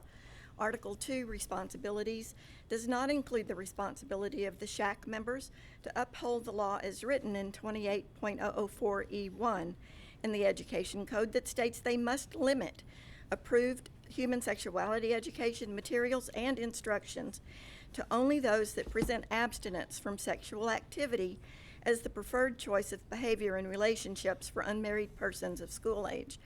Omissions of that requirement from the existing bylaws resulted in AISD writing materials and instructions that are planned to be used in 2019-2020 that violate those requirements.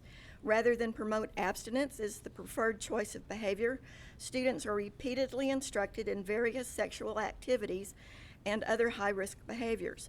The change in SHAC bylaws is another example of this district rushing into unnecessary change. Please slow down. Do not adopt these bylaws. Thank you very much. Thank you.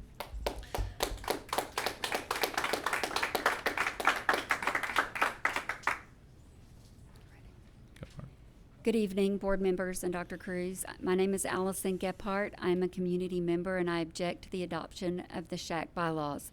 Article 2 does not include the responsibility of the SHAC members to uphold the law as written in 28.004E2 in the Education Code that states that they must limit approved human sexuality education materials and instruction to only those that devote more attention to abstinence from sexual activity than to any other behavior.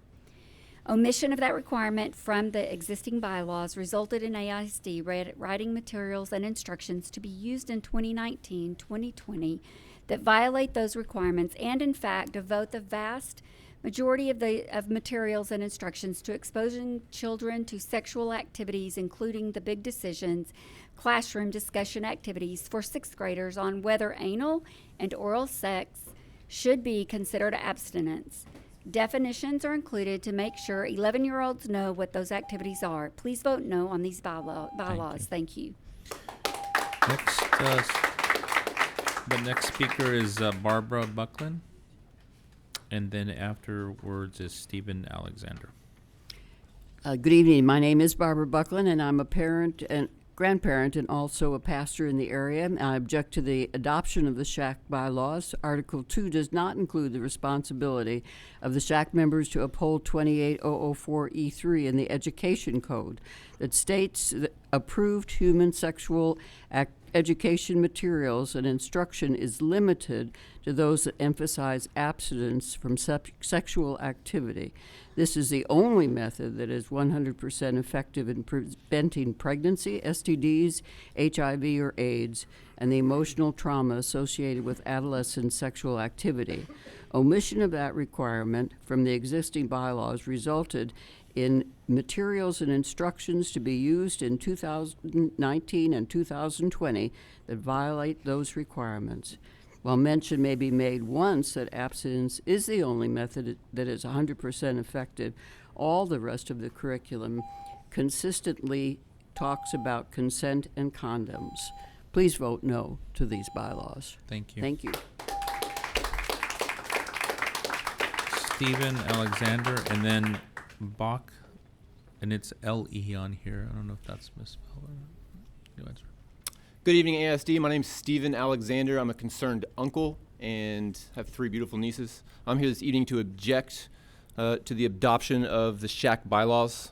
Specifically, Article 2 does not include the responsibility of SHAC members to uphold 28.004E Section 5 in the Education Code that states they must limit approved human sexuality education materials and instruction to only those that teach contraception and condom use in terms of human use reality rates instead of theoretical laboratory rates, if instruction on contraception and condoms is included in the curriculum content at all. Omission of that requirement from the existing bylaws resulted in AISD writing curriculum to be used in 2019 and 2020 that violates those requirements. Teaching students that, quote, condoms are a good way to prevent STI along with dental dams, or that, quote, condoms are the best way to prevent STIs if someone's sexually active, fails 28.004E Section 5, and worse, it fails our children.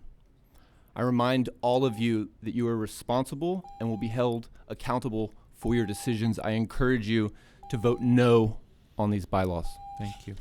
Thank you. Next speaker is. I'm sorry, I'm sorry. Sure. If you hold on just 1 second, I think I have a point of order from Trustee Singh. Yeah, I just wanted some clarification, either from the board president or from our council. Do we typically, does the SHAC bylaws typically need to include Texas Education Code you know, like what all the Texas Education Code that we are going to be addressing? Is that a typical thing? So can that's a great clarification question. Yeah. Can I ask that we go through all the testimony and then have an opportunity for our council to answer your clarification? And the reason I question? asked is because I was just wondering if it was on topic to the agenda. What you're asking is whether or not the testimony is germane to the topic, which is a legitimate question. And Todd, I'm looking at if you can answer the question whether the public testimony has been that was the germane concern. to the action item. So far, the testimony does appear germane to the item because you are approving bylaws. They've spoken to the bylaws in terms of what they must require, and I'll speak to my opinions on that after the comments are finished. Okay, great. Thank you. Thank y'all. Ms. Lee? Am I pronouncing that correctly? Yeah. Okay. Hi, I'm Bach, a member of the community, and I object to the adoption of the SHAC's bylaw. The bylaws are in violation of 28004A that requires the board to establish a SHAC to assist the district in ensuring that local community values are reflected in the district health education instruction. However, Article 2 states that it is the responsibility of the SHAC to advise and consult with the district in the development of a comprehensive health education curriculum. Part of the comprehensive health ed is comprehensive sex ed. AISD explicit graphic brand of comprehensive inclusive sex ed is not reflected of the majority of the community values in the district. Omission of that requirement from the existing bylaws resulted in ISD writing instruction to be used in 2019 and 2020 that are highly offensive to many parents in the district, including instruction in sexual orientation, gender identity questioning, and the constant flooding of gender neutrality beginning in 3rd grade that causes confusion in children and encourages unhealthy behaviors. Please vote no on this bylaw. Thank you. Thank you. Next speaker is Gary Moore. Next speaker is Gary Moore and then Doug Harrington.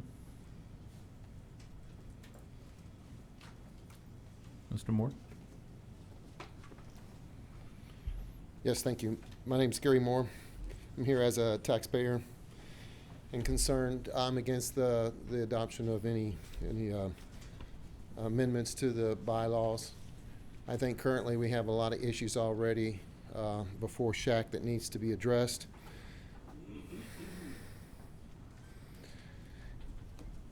They need to get through their programs that they got, especially with the sex education program, before we start amending bylaws to facilitate that. We need to operate under what they've got to work with now. Currently, it appears that they are using Alberta Health Services, which is an abortion provider. So they're doing things that are not quite legitimate and legal.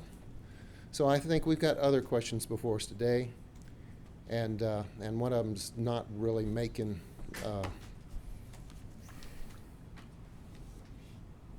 adopting this. So I appreciate you. Thank you. Thank you. Mr. Doug Harrington. And then after Mr. Harrington is Mary Elizabeth Castle. Thank you for giving us an opportunity to speak. My name is Doug Harrington, and I'm a community member.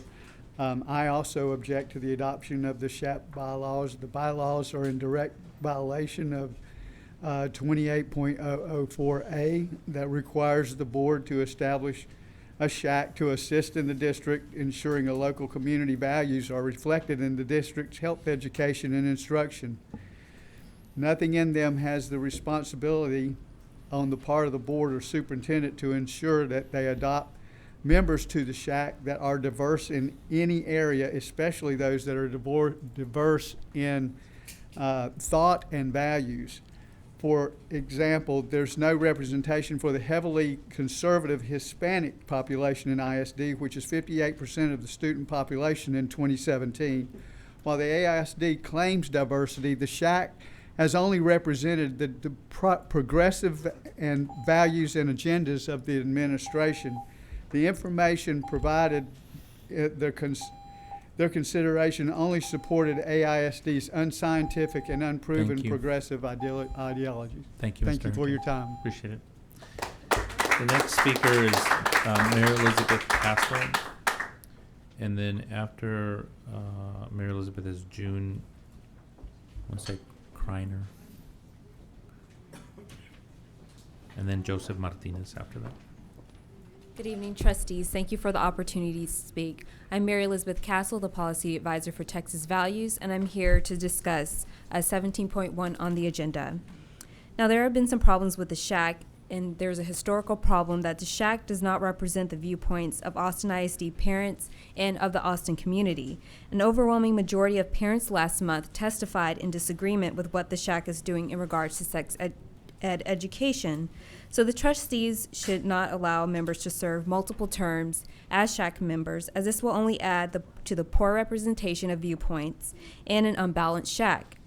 Also, officers need to serve shorter terms on the SHAC than 2 years, because that means that as they're a member on the board, they're president for the entire 2 years, and that promotes a monopoly of viewpoints.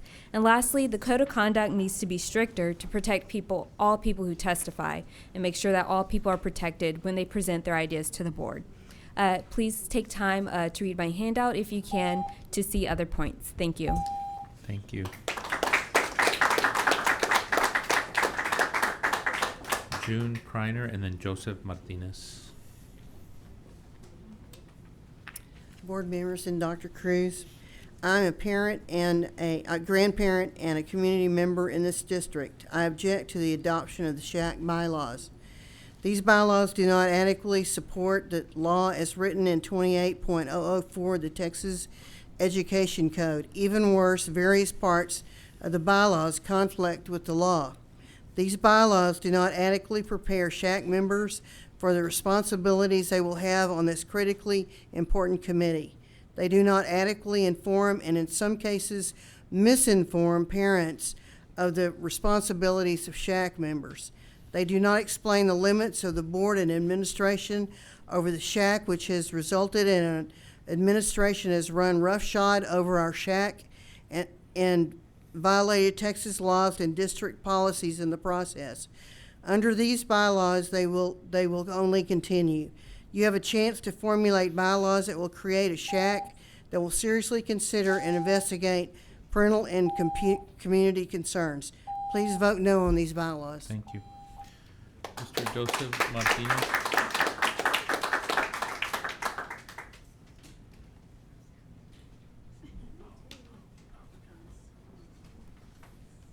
Buenas tardes. Buenas tardes. My name is Joseph Martinez. I'm a parent, preacher, and a community member here in this area. And I have a few questions on SHAC and concerns as well. And one of my first questions is, why don't they have diversity of thought? And how will the large Hispanic community in the district be assured that our values will be represented, since they have not been in the past? What can we do as a Hispanic community to get sex ed material that is objectionable to us individually and to our culture removed from the curriculum? Many Hispanics do not have technology or know how to use it to get notified of surveys, or they can review materials. That puts us in a big disadvantage. So we ask that you vote no for the bylaws of the SHAC. Thank you. Thank you.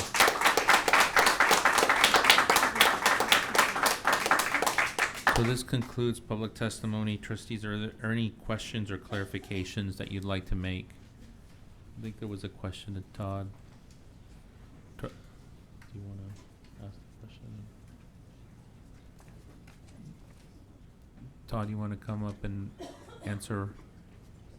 Trustee saying you had a question for him? Or? Well, I think maybe you had already answered it. I was really just seeing if the testimonies that we had been hearing were germane, and it seems like you thought they were. So, Vice President Anderson. So maybe the question I'll ask is, could you please explain what legally needs to be included in bylaws versus what doesn't have to be stated in bylaws specifically, but obviously may still be in code or law? Certainly. I did review the bylaws that were part of the board docs back up for this agenda item, and they read very much like bylaws of advisory committees often do. A lot of the comments, the public testimony, is to help you understand the community's view on certain issues and certain things contained in statute and the community's perspective on that. But to the bylaws themselves, it is not a requirement, and it would be unwieldy if they began to recite every potential statutory provision that relates to the work of the advisory committee. So the bylaws read as they should for a committee of that nature. They will give their recommendations to you, and I would suspect many members of that committee are very familiar with many of the provisions of the law, if not all of them, that have been recited tonight. I know the trustees would consult with me or the district's general counsel, Elise Jansen, if they had questions regarding compliance with state law, and that's the obligation coming out of any recommendations of the SHAC and the board's work in that regard. Thank you. Trustee Wagner? I'd just like to comment for the record that I hear a lot of conversation about our SHAC's focus on sex ed. And while that has been a component of work that the SHAC is engaged in, it is a small component of the work that the SHAC endeavors to complete on behalf of our student communities. And I think it's important to note that there is a lot of work that is happening that extends well beyond sex ed in this group, and I don't want that to get lost because the focus has been so finely honed on that one particular aspect. I want to honor the work that's being done by the community around mental health, around physical health of our students, things like recess time, nutrition, things that are incredibly important for the well-being of our students overall, and honor the work that's being done by that committee for those purposes as well, beyond just sex ed. Thank you. Trustees, any other questions? If not, this again concludes the public testimony part. We now move to the consent agenda. Are there any consent items the trustees would like to pull for a separate vote? But Vice President Anderson. Item 14.5 needs to be pulled for separate vote because of a conflict for President Rodriguez.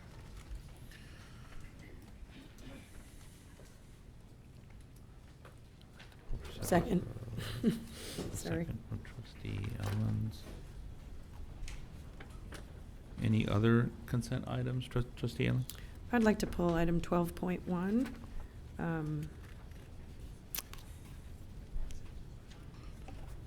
Second.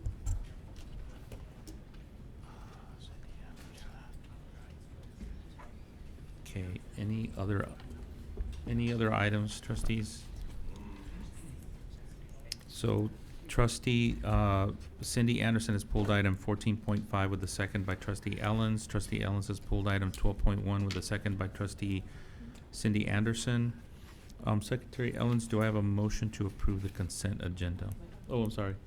Trustee Wagner.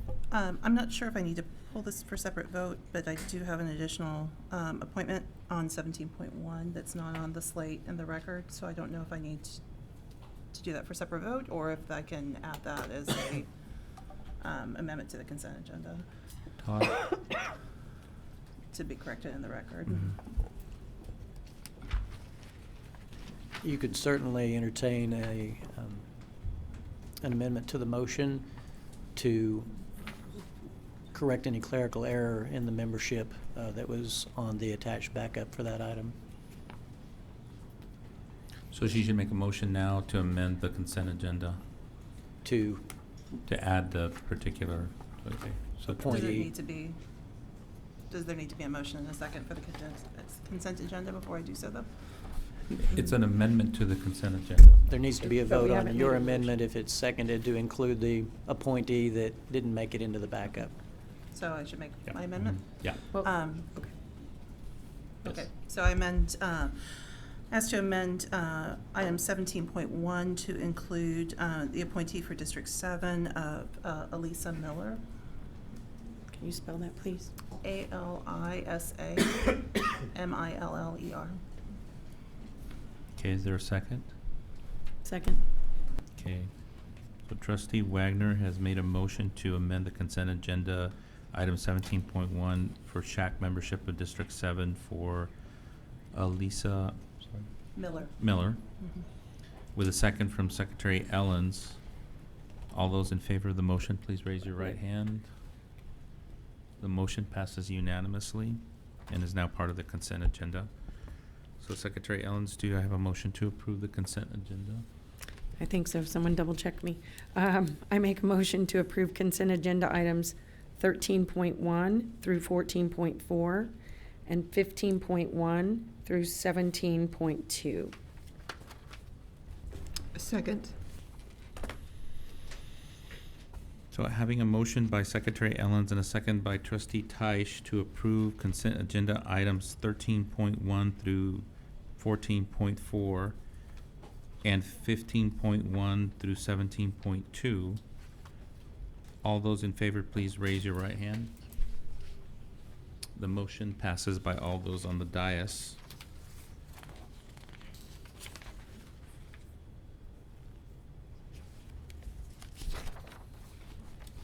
Let's see, trustees, are there any discussion on these consent items For separate vote? for a separate vote? Yeah. Oh, wait, so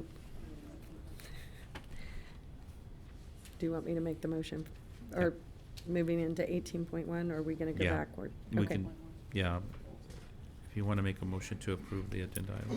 So I would like to make a motion to approve items 18.1 and, oh, that's all I can do right now. There a second? Second. Okay. Any discussion on 18.1? I have to look and see which one it is.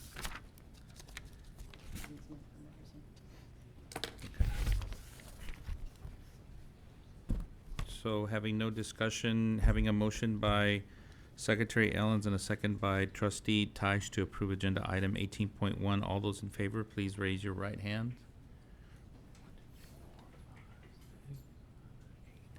All those opposed? And all those abstaining? Okay. So the motion passes 8-0-1 with Trustee Wagner abstaining from the item.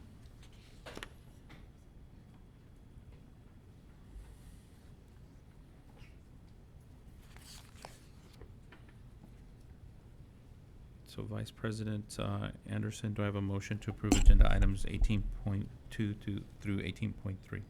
Do those need to be separate, or are they fine combined? Hmm. Okay. I move that we approve consent agenda items 18.2 and 18.3. There a sec? Yep.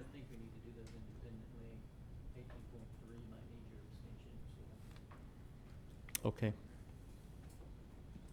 Okay, sure. So let me back up for a second. Vice President Anderson, do I have a motion to approve item 18.2? Yeah, so I withdraw the original motion and instead move that we approve consent agenda item 18.2. Is there a second? Second. Is there a discussion?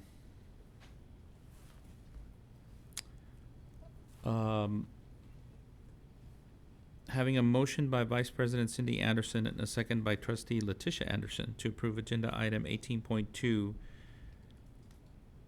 All those in favor, please raise your right hand. All those opposed, all those abstaining. The motion passes 8-0-1 with Trustee Ellens abstaining. Todd, can I do the motion even though I can still do it, even though when I, okay, Trustee Ellens. I move approval of item 18.3. Is there a second? Second. Sorry. Any discussion? Having a motion by Secretary Ellens and a second by Vice President Anderson to approve agenda item 18.3. All those in favor, please raise your right hand. All those opposed and all those abstaining. So the motion passes 8-0-1 with Trustee Rodriguez abstaining. So now we need to go back to, Mm-hmm. Yeah, so do I have a motion for, is it 12.1? 12.1. I don't have a motion yet. I would like to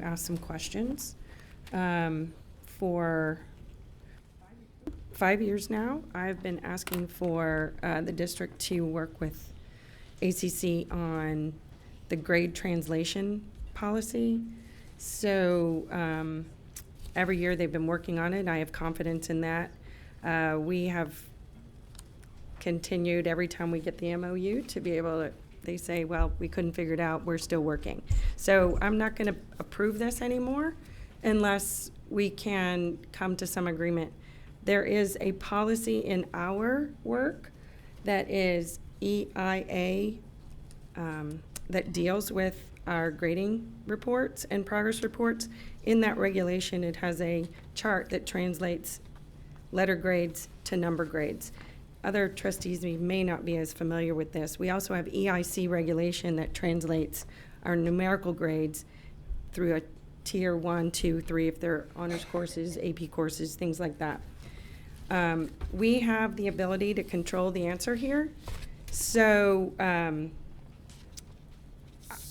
I'm wondering, I guess my question is, if this is in our control,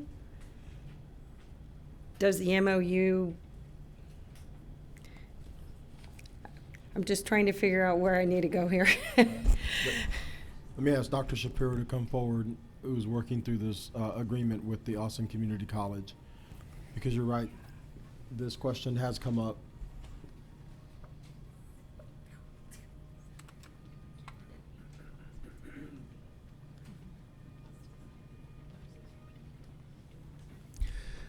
Good evening, Craig Shapiro, the Associate Superintendent for High Schools.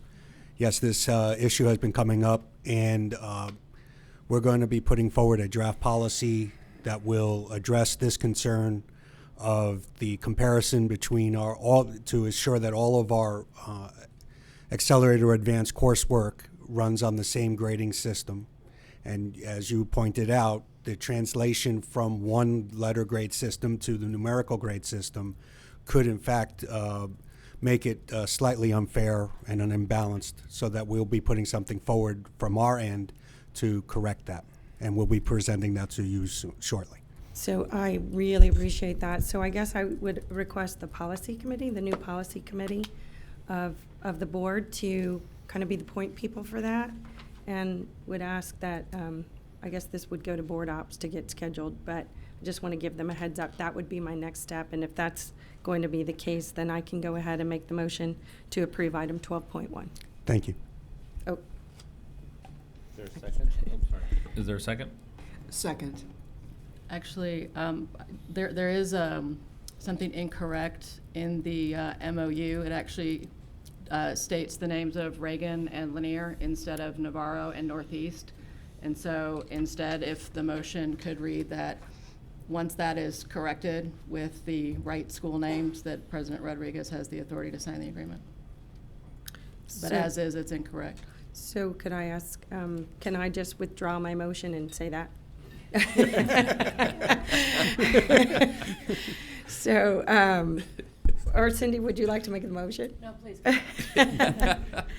Okay, so I move approval of item 12.1 with corrections to the school names, as Trustee Anderson mentioned, and so that's it. Is there a second? Second. So Trustee Tyson. So, is there any discussion? So having a motion by Secretary Ellens and a second by Trustee Tice to approve agenda item 12.1, all those in favor, please, I'm sorry, 14? No, it's 12.1. No, it's 12.1. Yeah, it's 12.1. All those in favor, please raise your right hand. The motion passes. Trustee Mathias, do you have your hand up? My hand was Yeah, up. sorry. So the motion passes unanimously. The next item is, do I have a motion for item 14.5? I move approval of item 14.5. Second. Trustee Wayne, okay. So any discussion? Yes, ma'am. Trustee Ashe? So thank you, Tracy, for hanging around. I appreciate it. So yes, I do have a couple of questions about this. I was hoping you could help me understand. And some of it is going to relate back to some of the comment and testimony that we did here, and some of it just really has to do with some contractual questions. So first of all, I just want to make sure that I have the correct understanding of how we operate with our school nurses, and that we have a contract with Seton that then helps provide either RNs or what are all the levels that are provided at the schools? Could you clarify that? Yeah, thank you. So in our contractual agreement with Seton, they have RNs and clinical assistants. And some campuses have full-time RNs. Some campuses have RNs, half-time clinical assistants. And then some campuses have clinical assistants with an RN assigned to their campus and then RN oversight. Okay. And now what, and so my question is first, is virtual care for kids in any way associated with Seton? Are they the same thing, or are they different? They are not associated in any way with Ascension or Seton. Okay. And so then the question becomes, for me, is virtual care for kids, the implementation, in a manner of speaking, would be rolled out by Seton care providers, by the RNs and technicians that are currently on the campus? So the contractual agreement would be between the district and virtual care for kids, and then we're currently amending the existing Seton agreement to add very specific language to add the facilitation of the telemedicine visit between Seton employee and virtual care for kids. Okay, because I think that is my question that I had moving forward, was as the contract as it stands right now with the employees, the Seton employees being the ones who are, for all practical purposes, implementing the telecare.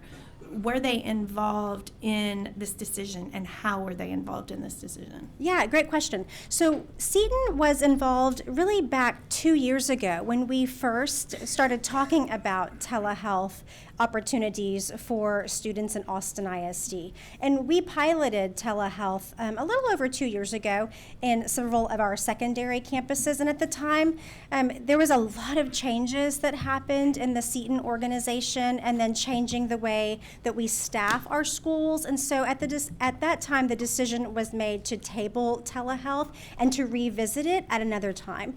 And so this summer, through discussion around programming, like we do every summer, looking at what programming can we look at going into the upcoming school year, and recognizing that we have a lot of students who still need access to healthcare.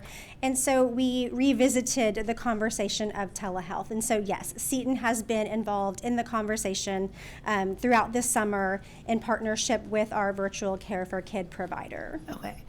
And so there was a couple of things in there that caught my attention. So Seton has been involved in the decisions as we've moved forward with the virtual care for kids. I have had some information that's been provided to me, and I'm hoping you can provide some clarification, that there is debate over whether a doctor, through telecare, can provide direction to a technician. But that it needs to actually come to an RN when we know we don't have RNs physically on campus at all times. Would you be able to address that? So I don't want to speak on behalf of Seton because they don't have a representative here this evening, but what I can recall from our conversation around the utilization of their clinical assistant and their specific Seton protocols around delegation. So what Seton has relayed to the district is that based on their protocols, their Seton protocols, which they have not provided to the district for us to be able to review those protocols, we have requested them, we have not received them, to look at the protocols to see if Seton would be amenable to amending them to allow for their clinical assistants to be able to facilitate telehealth calls. In conversation with the virtual care provider, however, we're looking at alternative ways and perhaps using even medical assistants who have been trained as telehealth facilitators who are actually employees of Virtual Care for Kids on campuses where they don't have that full-time RN to facilitate that. And so those are some options that we're looking at, and that we're part of the logistical and the implementation and the planning of this rollout is exactly looking campus by campus by campus and customizing a solution for each campus to be able to find out what is going to be the best way on each campus to be able to facilitate that telehealth visit. Okay. But we would still be expected to approve the contract before all parties feel comfortable with how this is going to roll out. I think that's where my discomfort level is that because as somebody who's used telehealth and, considering that it's past 9:30 tonight and our poor superintendent probably could use some telehealth this evening. And so I understand. Look, I made him cough. I understand that, and I want to say, like I said, as somebody who has used it in conjunction both for my kids, after hours care, things like that, I understand and see the benefit to it. I'm struggling with some of the implementation. I'm struggling with the fact that not all of the details have been ironed out before we put the contract into place. And then kind of hearing from the pediatric community that we did hear from tonight, and I recognize too that we probably haven't heard from all of the pediatric community. I was wondering what has been done to involve that community, that is specific to Austin. I understand that the Academy of Pediatrics is in support of it, and yet I also want to know that we are working with the current pediatric community in that, and what have we done to involve them in that decision, because it did not feel like tonight that we had done that. Yeah, so in transparency, I was not aware that the Greater Austin Pediatric Society even existed. I understand it's a network of pediatricians in the Austin community. I wasn't aware they existed until August when one of their members approached us to ask more about this information. However, I will say, back several years ago when we first started talking about the idea of telemedicine in the district, it was presented to our School Health Advisory Council, and then also we have a current joint advisory committee, which is a joint advisory committee that was required to be formed when the trustees approved last year the contract with Seton.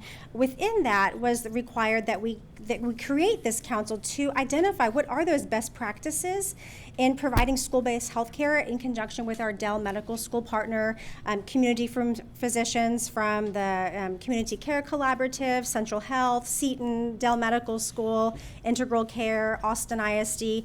And one of those items that has been on the agenda to really implement in the district is telehealth. So this is something that we've had this ongoing discussion for several years around telehealth. We've been involved with Seton, with Dell Medical School, with our School Health Advisory Council, and of course our campuses that had the pilot that utilized it, and the families really loved the service that they were able to receive.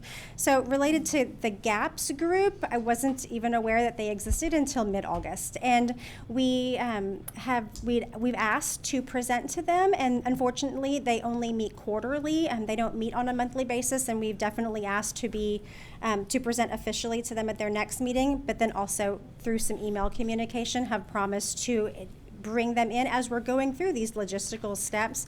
And approving the agreement tonight really helps to codify the official relationship with Virtual Care for Kids so that we can officially begin working on some of these more logistical things.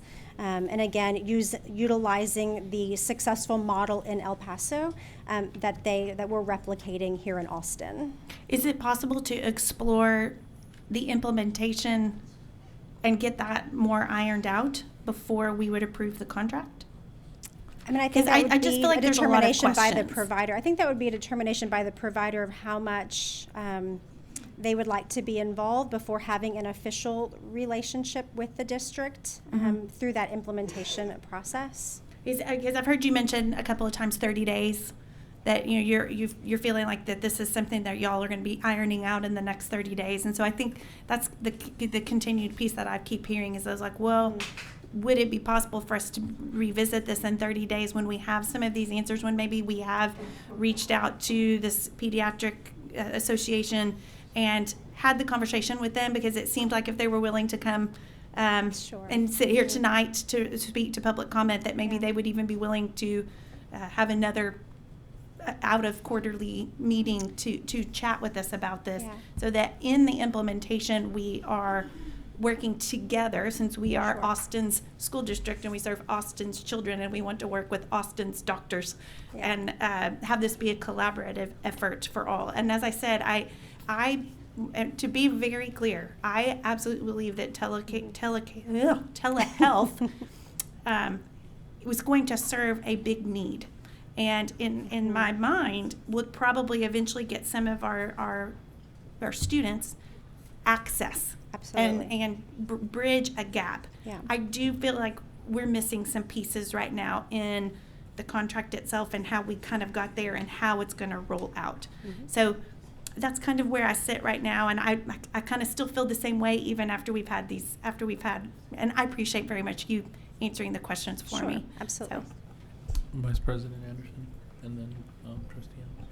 I just wanted to maybe ask your last question in a different way. Could somebody from the administration, whether it's you, Tracy, or somebody else, speak to consequences for delaying the vote by whether it's 30 days or longer? Yeah. Thank you for asking that question. So when we talk about delaying the vote, we're looking at if we delay the vote till the end of October, this would mean that logistically we would have to put some of the things on hold, such things as community and really being able to educate and increase the awareness to our parents and families that we're offering this as a service, that we're offering this as another access to care for them.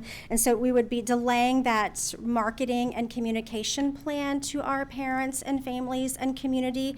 We would also be delaying training of health services of all of our nurses on our campuses.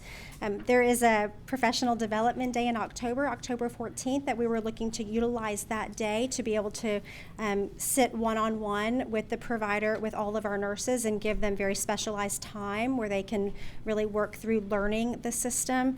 And additionally, engaging with the healthcare community. That is something that we are planning on doing regardless if, the contract is delayed or not. And, I believe that some of the concerns that they address, such as continuity of care, fragmentation of care, those were things that, unfortunately I was able to address in my brief comments before, but that's something that we will definitely be continuing to work with them and help them overcome some of those fears around that work. So I think, delaying, Trustee Anderson, to your question, delaying for 30 days really delays some of those logistical components, and then we'll start talking about not being able to do some of those things till November, and then perhaps even December, where we're getting into that peak of cold and flu season, where we could really take advantage of having a telehealth provider on campus where we can do those rapid flu, rapid strep tests there on campus, as directed by a medical provider, get kids, a diagnosis sooner, the necessary medications that they might need.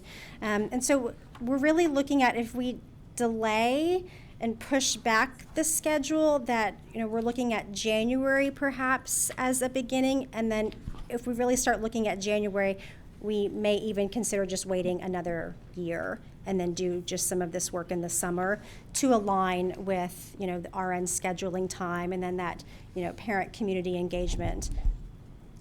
So would it be possible, assuming the agreement is approved this evening, for you to provide some of those logistical pieces in a board update? Absolutely. Thank you. Trustee Ellis. Well, thank you. I've been a very vocal supporter and encourager for telehealth for a long time. So I'm actually very excited about this opportunity. I appreciate the doctors that came here tonight. That actually gives me great pause. They are the experts in this work, and I did want to just clarify a couple things. The part of the reason we can do all of this is because of new laws that came into reality several sessions ago. And each session, I feel like they kind of tweak them and change them and whatever. But at one point, there was a requirement for this to be an option. There was a requirement for a registered nurse or an LVN, not a clinical assistant, to be the provider on the campus. And that is what then gave access to the medical doctor. Is that still part of the law? You know, Kevin, I'm going to look at Kevin Pierce. He's the president of Virtual Care for Kids, and he may be able to answer that question better than me. And I don't know if you want to ask, I can ask him directly or bring him up and ask the question. Yeah, Kevin.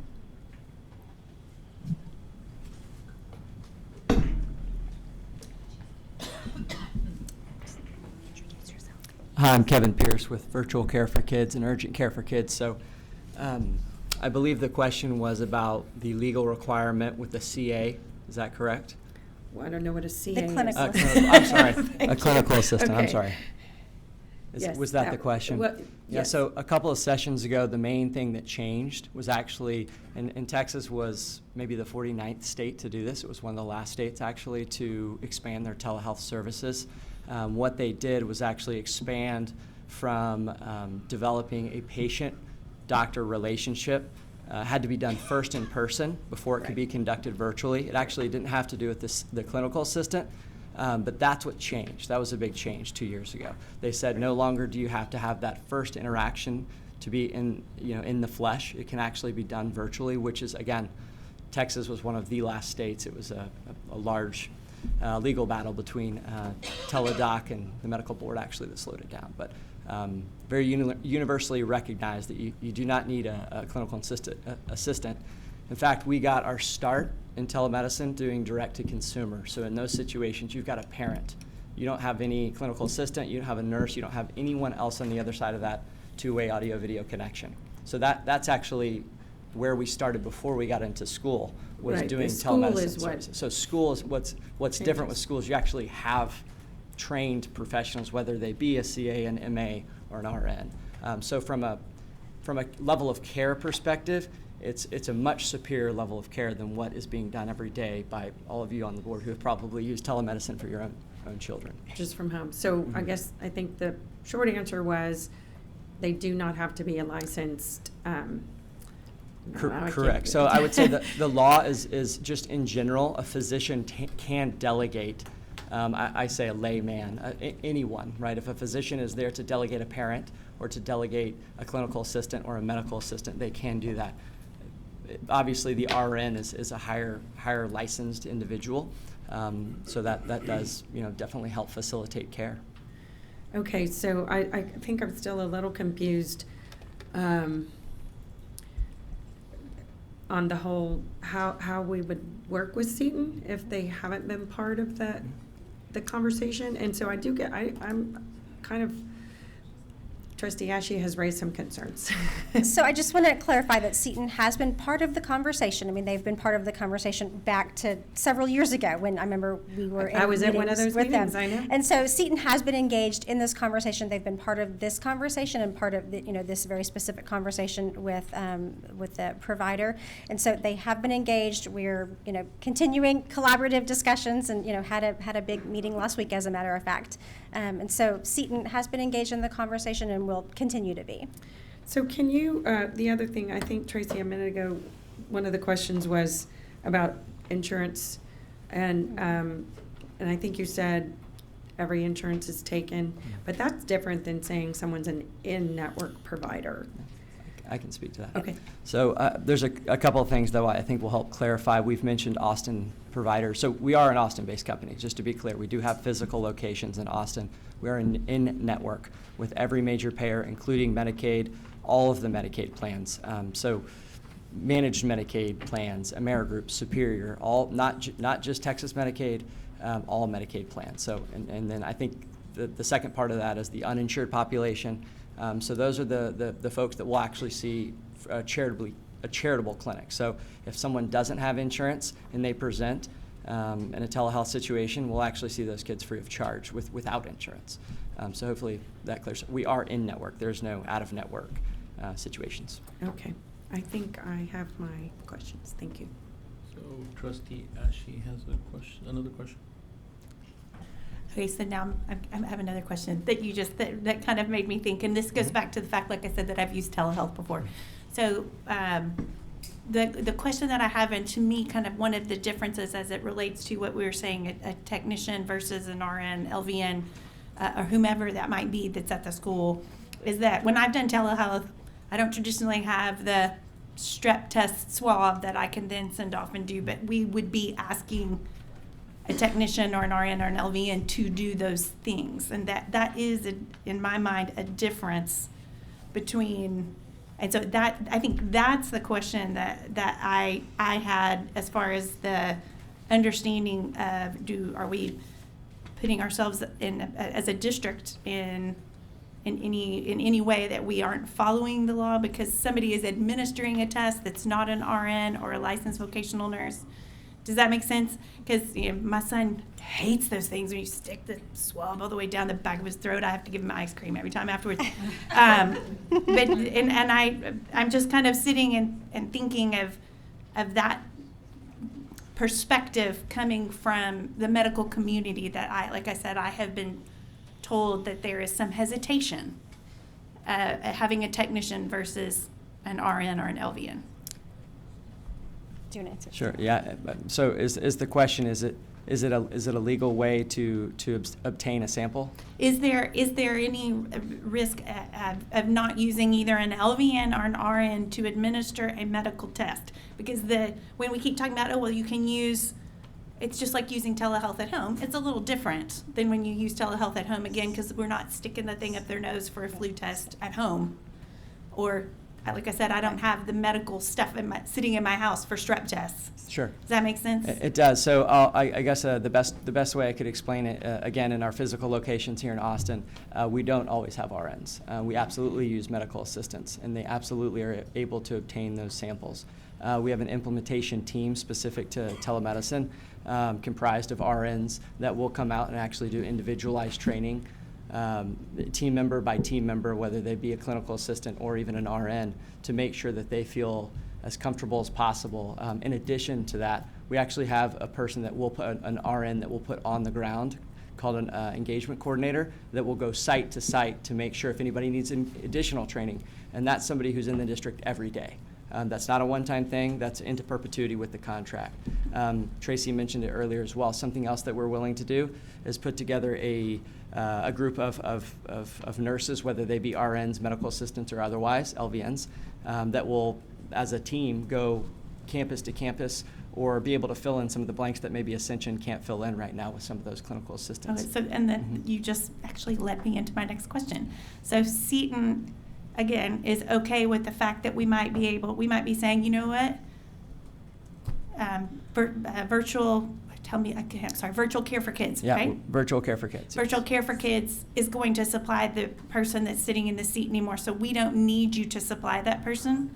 Is that what you're saying? Like it's going to displace somebody that Seton has put in? So absolutely not. So no, telehealth and virtual care is not a replacement of staff. It is a supplement, and it is a resource that families can utilize if so. But again, it's an opt-in, and we're not replacing or reducing staff in lieu of virtual care. Okay.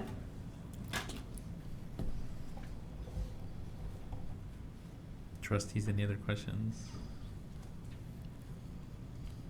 So, Secretary Ellens made a motion to approve agenda item 14.5. Trustee Wagner seconded the motion. All those in favor, please raise your right hand.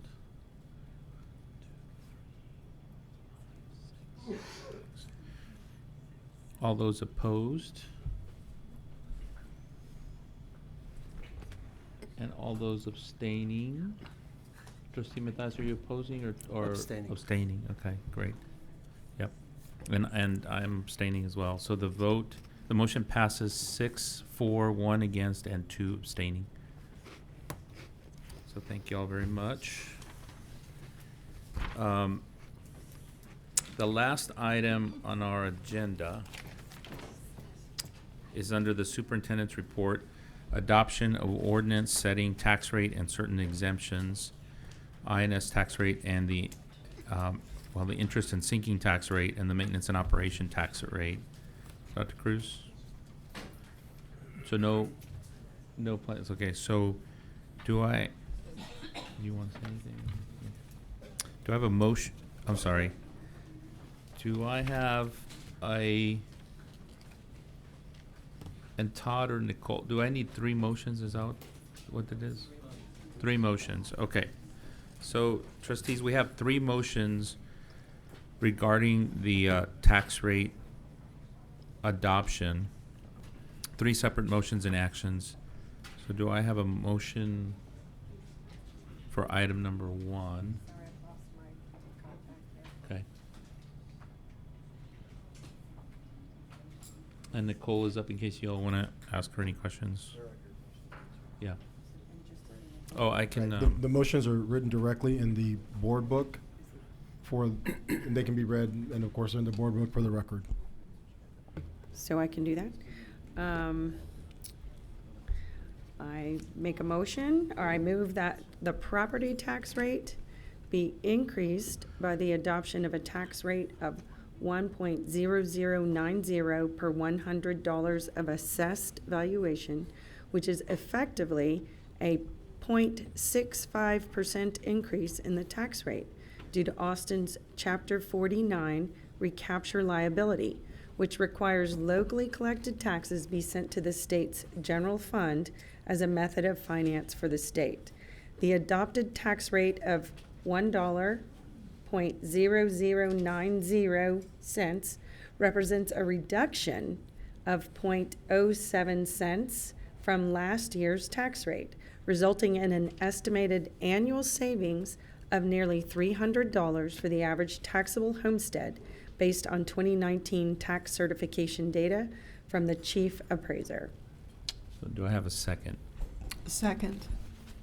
Sorry, who? Trustee Tash? Okay. Any discussion on the item? Trustee Singh. Hi, yes, I would love for Nicole to explain this as she would explain it, not only to a grandma, but to a great-grandma. Thank you. Thank you. So the property tax rate adoption is very confusing this year as a result of some of the changes under HB 3 and then also actions under prior legislative actions, not this session, but the previous session, where there was a lot of fervor and calling for property tax reform. And so that call for property tax reform, every sort of legislative session leads to various bills that sort of orientate themselves around putting more information on the propositions, ordinance, and tax rate proposals. Hence, prior to HB 3, there was legislative action that was approved that said that if the property tax rate that is set by the taxing jurisdiction generates more revenue than the previous year, then you have to say it's a property tax increase. Because effectively, you could lower the property tax rate to be commensurate to generate the same level of revenue in the previous year because property valuations are going to increase in most cases. So I'm just going to read. So it's easier to read because it's very confusing, right? So we have to, anytime that the tax rate that is adopted for M&O purposes, and that is to generate a tax levy so that we can have revenue to operate the district and satisfy any sort of recapture or debt payments, anytime sort of that tax rate exceeds the effective tax rate. And under HB 3, it's called no new revenue. So basically, we would, in order to not say that this is an increase, we could only tax at a rate that would generate revenue of the previous year that we just ended, even though under HB 3 current law, we're entitled to more revenue because we have, the characteristics of our students, the serving, the requirements to serve them, as well as recapture liabilities. So that's what makes the language confusing, but I'm trying to delicately say that this was brought out as sort of this anti-tax, property tax, groups very compelling the legislator to put more, I would say, confusing information on not only this, but bond ballots as well. So because the proposed tax rate, even though it's 7 cents lower than the tax rate that we utilize for this concluding fiscal year, which is $1.079, almost $1.08, we're going down 7 cents. We're lowering the property tax rate. So that means taxpayers would have otherwise paid on average $300 more. But because we're generating more revenue, because we're entitled to more revenue, we have to say that this is a property tax increase, right? And then we also have to say the amount of the percentage that it exceeds the effective tax rate, which is confusing this year because the elements under school finance law are very different than they were last year, right? Our entitlements are gone up because of changes in the law. It's not really an apples to apples comparison. But Tax Code 26.05 requires us to put this information in the resolution, and you have to read the motions. Otherwise, we could be subject to protest. This is the most important action that this board will do in setting the property tax rates. If we don't have the property tax rate, we can't levy a tax. The tax assessor can't levy a tax, and we will have no operating revenue for the district. And so, confusing while it may be, and I just want to say, so it's very confusing, so let me just read it. The effective, which is the no new revenue, is the tax rate that would generate the same amount of revenue for maintenance and operations in the current tax year as was generated by the taxing unit's maintenance and operations rate in the preceding year for the property that is taxable in both years. So we do have to back out new valuations from that calculation, but it's basically living within the same revenue amounts and setting a commensurate tax rate.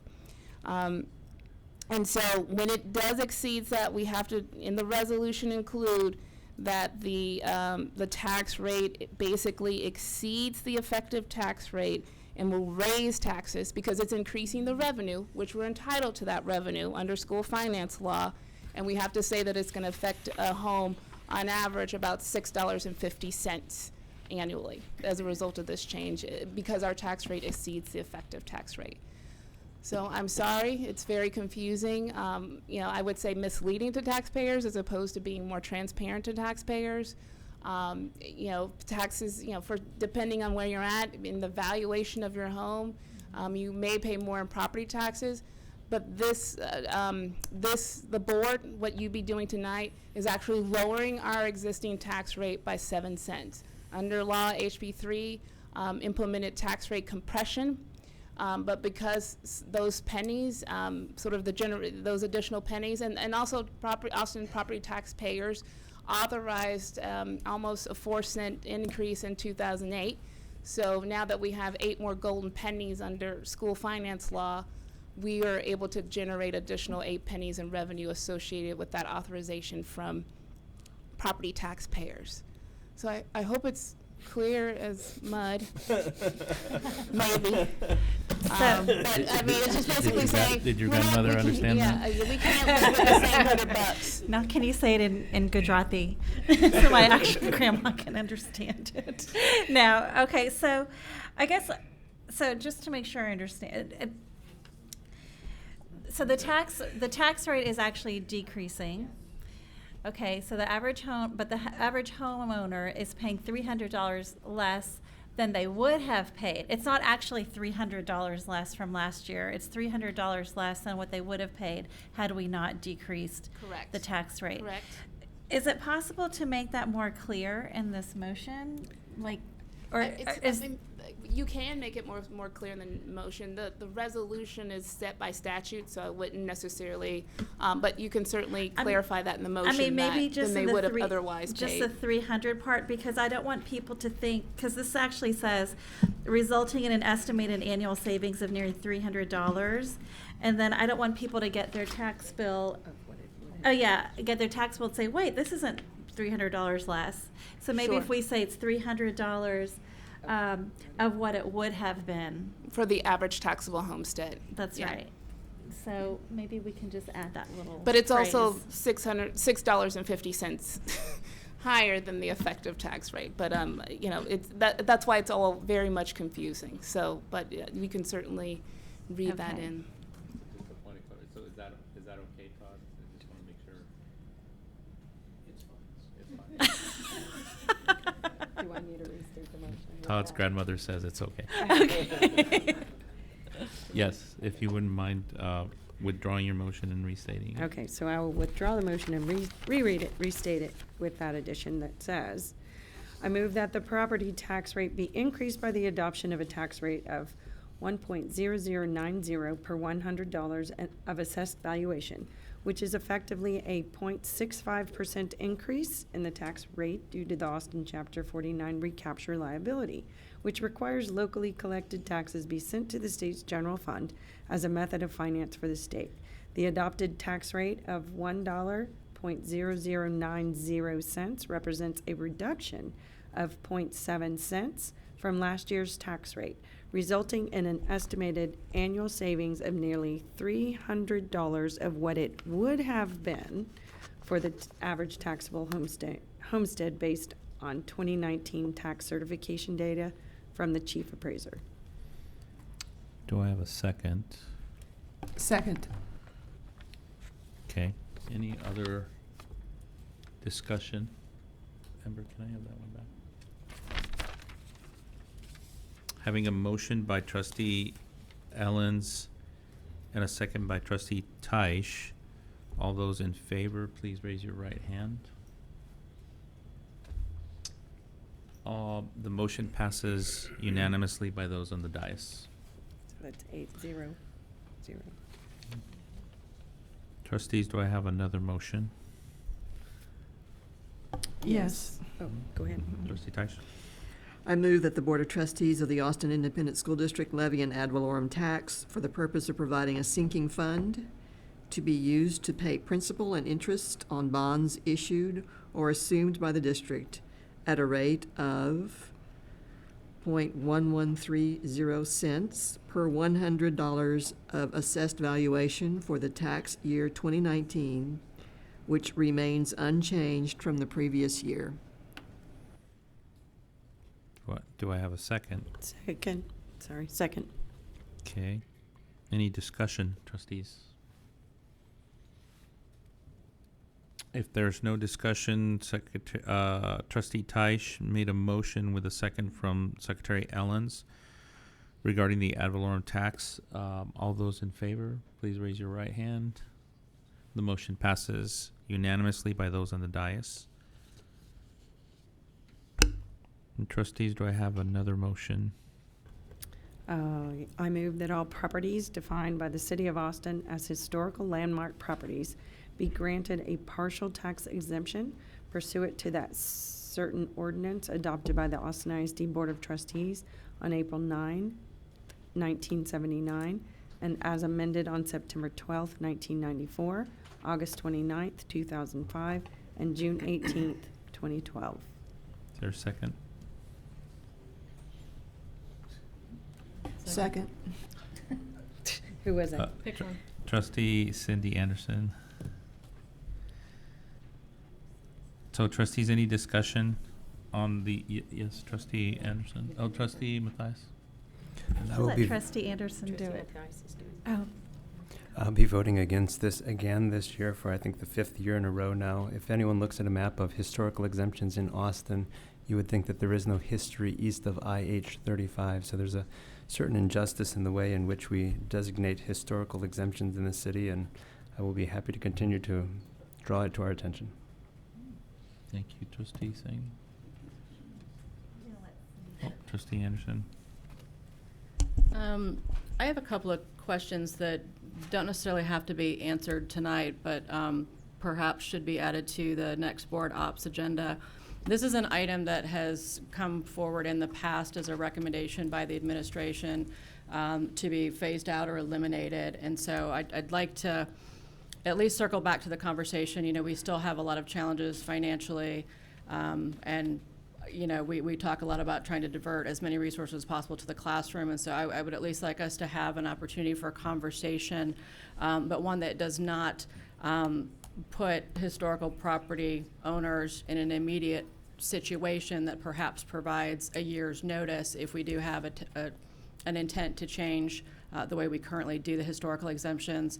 And as part of that conversation, if we could get some clarity around perhaps what the last 3 to 5 years of the fiscal impact of the exemption actually is to the district, so that we have, and I understand that that's just sort of one of the, I guess, impacts of that. You know, others might be, you know, related to supporting historically designated facilities or what have you, but if we could at least understand the financial impact of continuing to provide it or looking at what savings we might receive, that would be most appreciated. All right, so we did the calculations on this, and because HB3 has substantially changed the way funding is provided to school districts, the loss in revenue is not as substantial as it is in previous years. Because right now under HB3, you basically get your entitlement based upon your student characteristics. You still have about 8 golden pennies. So we really only capitalize on the 8 golden pennies that are assessed against the entire property tax base. And so it looks like when we look at, so while in previous years we might have lost about 1.1 million, when I calculated under HB3, because basically everything in excess of our entitlement goes to the state under recapture. So you get your, remember the popcorn bucket, you get your bucket, everything that flows over the bucket goes to recapture, because recapture is fundamentally different. It used to be a rate against our taxable base. So now we probably only lose about 233,000 on the M&O is what we sort of estimate based upon the current values that we that were certified, and then we lose about 333,000 on the INS, because INS is just dollar for dollar, so that makes it a total about 565,000 that we lose as a result of the exemption. And I think we calculate about 299 million of exempted property values against the, and I think we're at $138 billion taxable base, and you're exempting about almost $300 million worth of value. So it's because of HB3, the impact has changed greatly. So trustees, any other? Yes, Trustee Ellis. Well, I just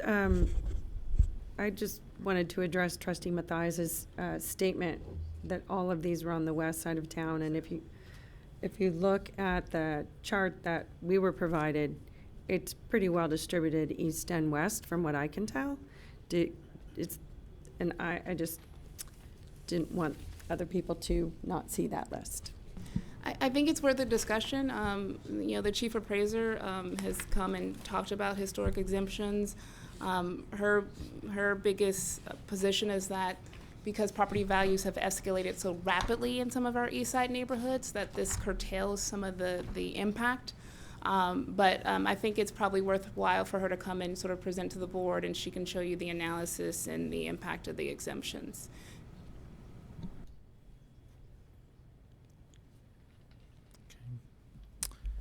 Trustees, any other discussion? So having had a motion by Secretary Ellens and a second by Vice President Cindy Anderson, all those in favor of the motion to grant partial tax exemption to historical landmark properties, please raise your right hand. 5. All those opposed? All those abstaining? So the motion passes 5-4. I'm sorry, I did a count wrong. Let me do that again. All those in favor of the motion for the historical landmark exemption, please raise your right hand. So that's 1, 2, 3, 4, 5. Where do you count 6? So that's 5. And all those opposed, please raise your right hand.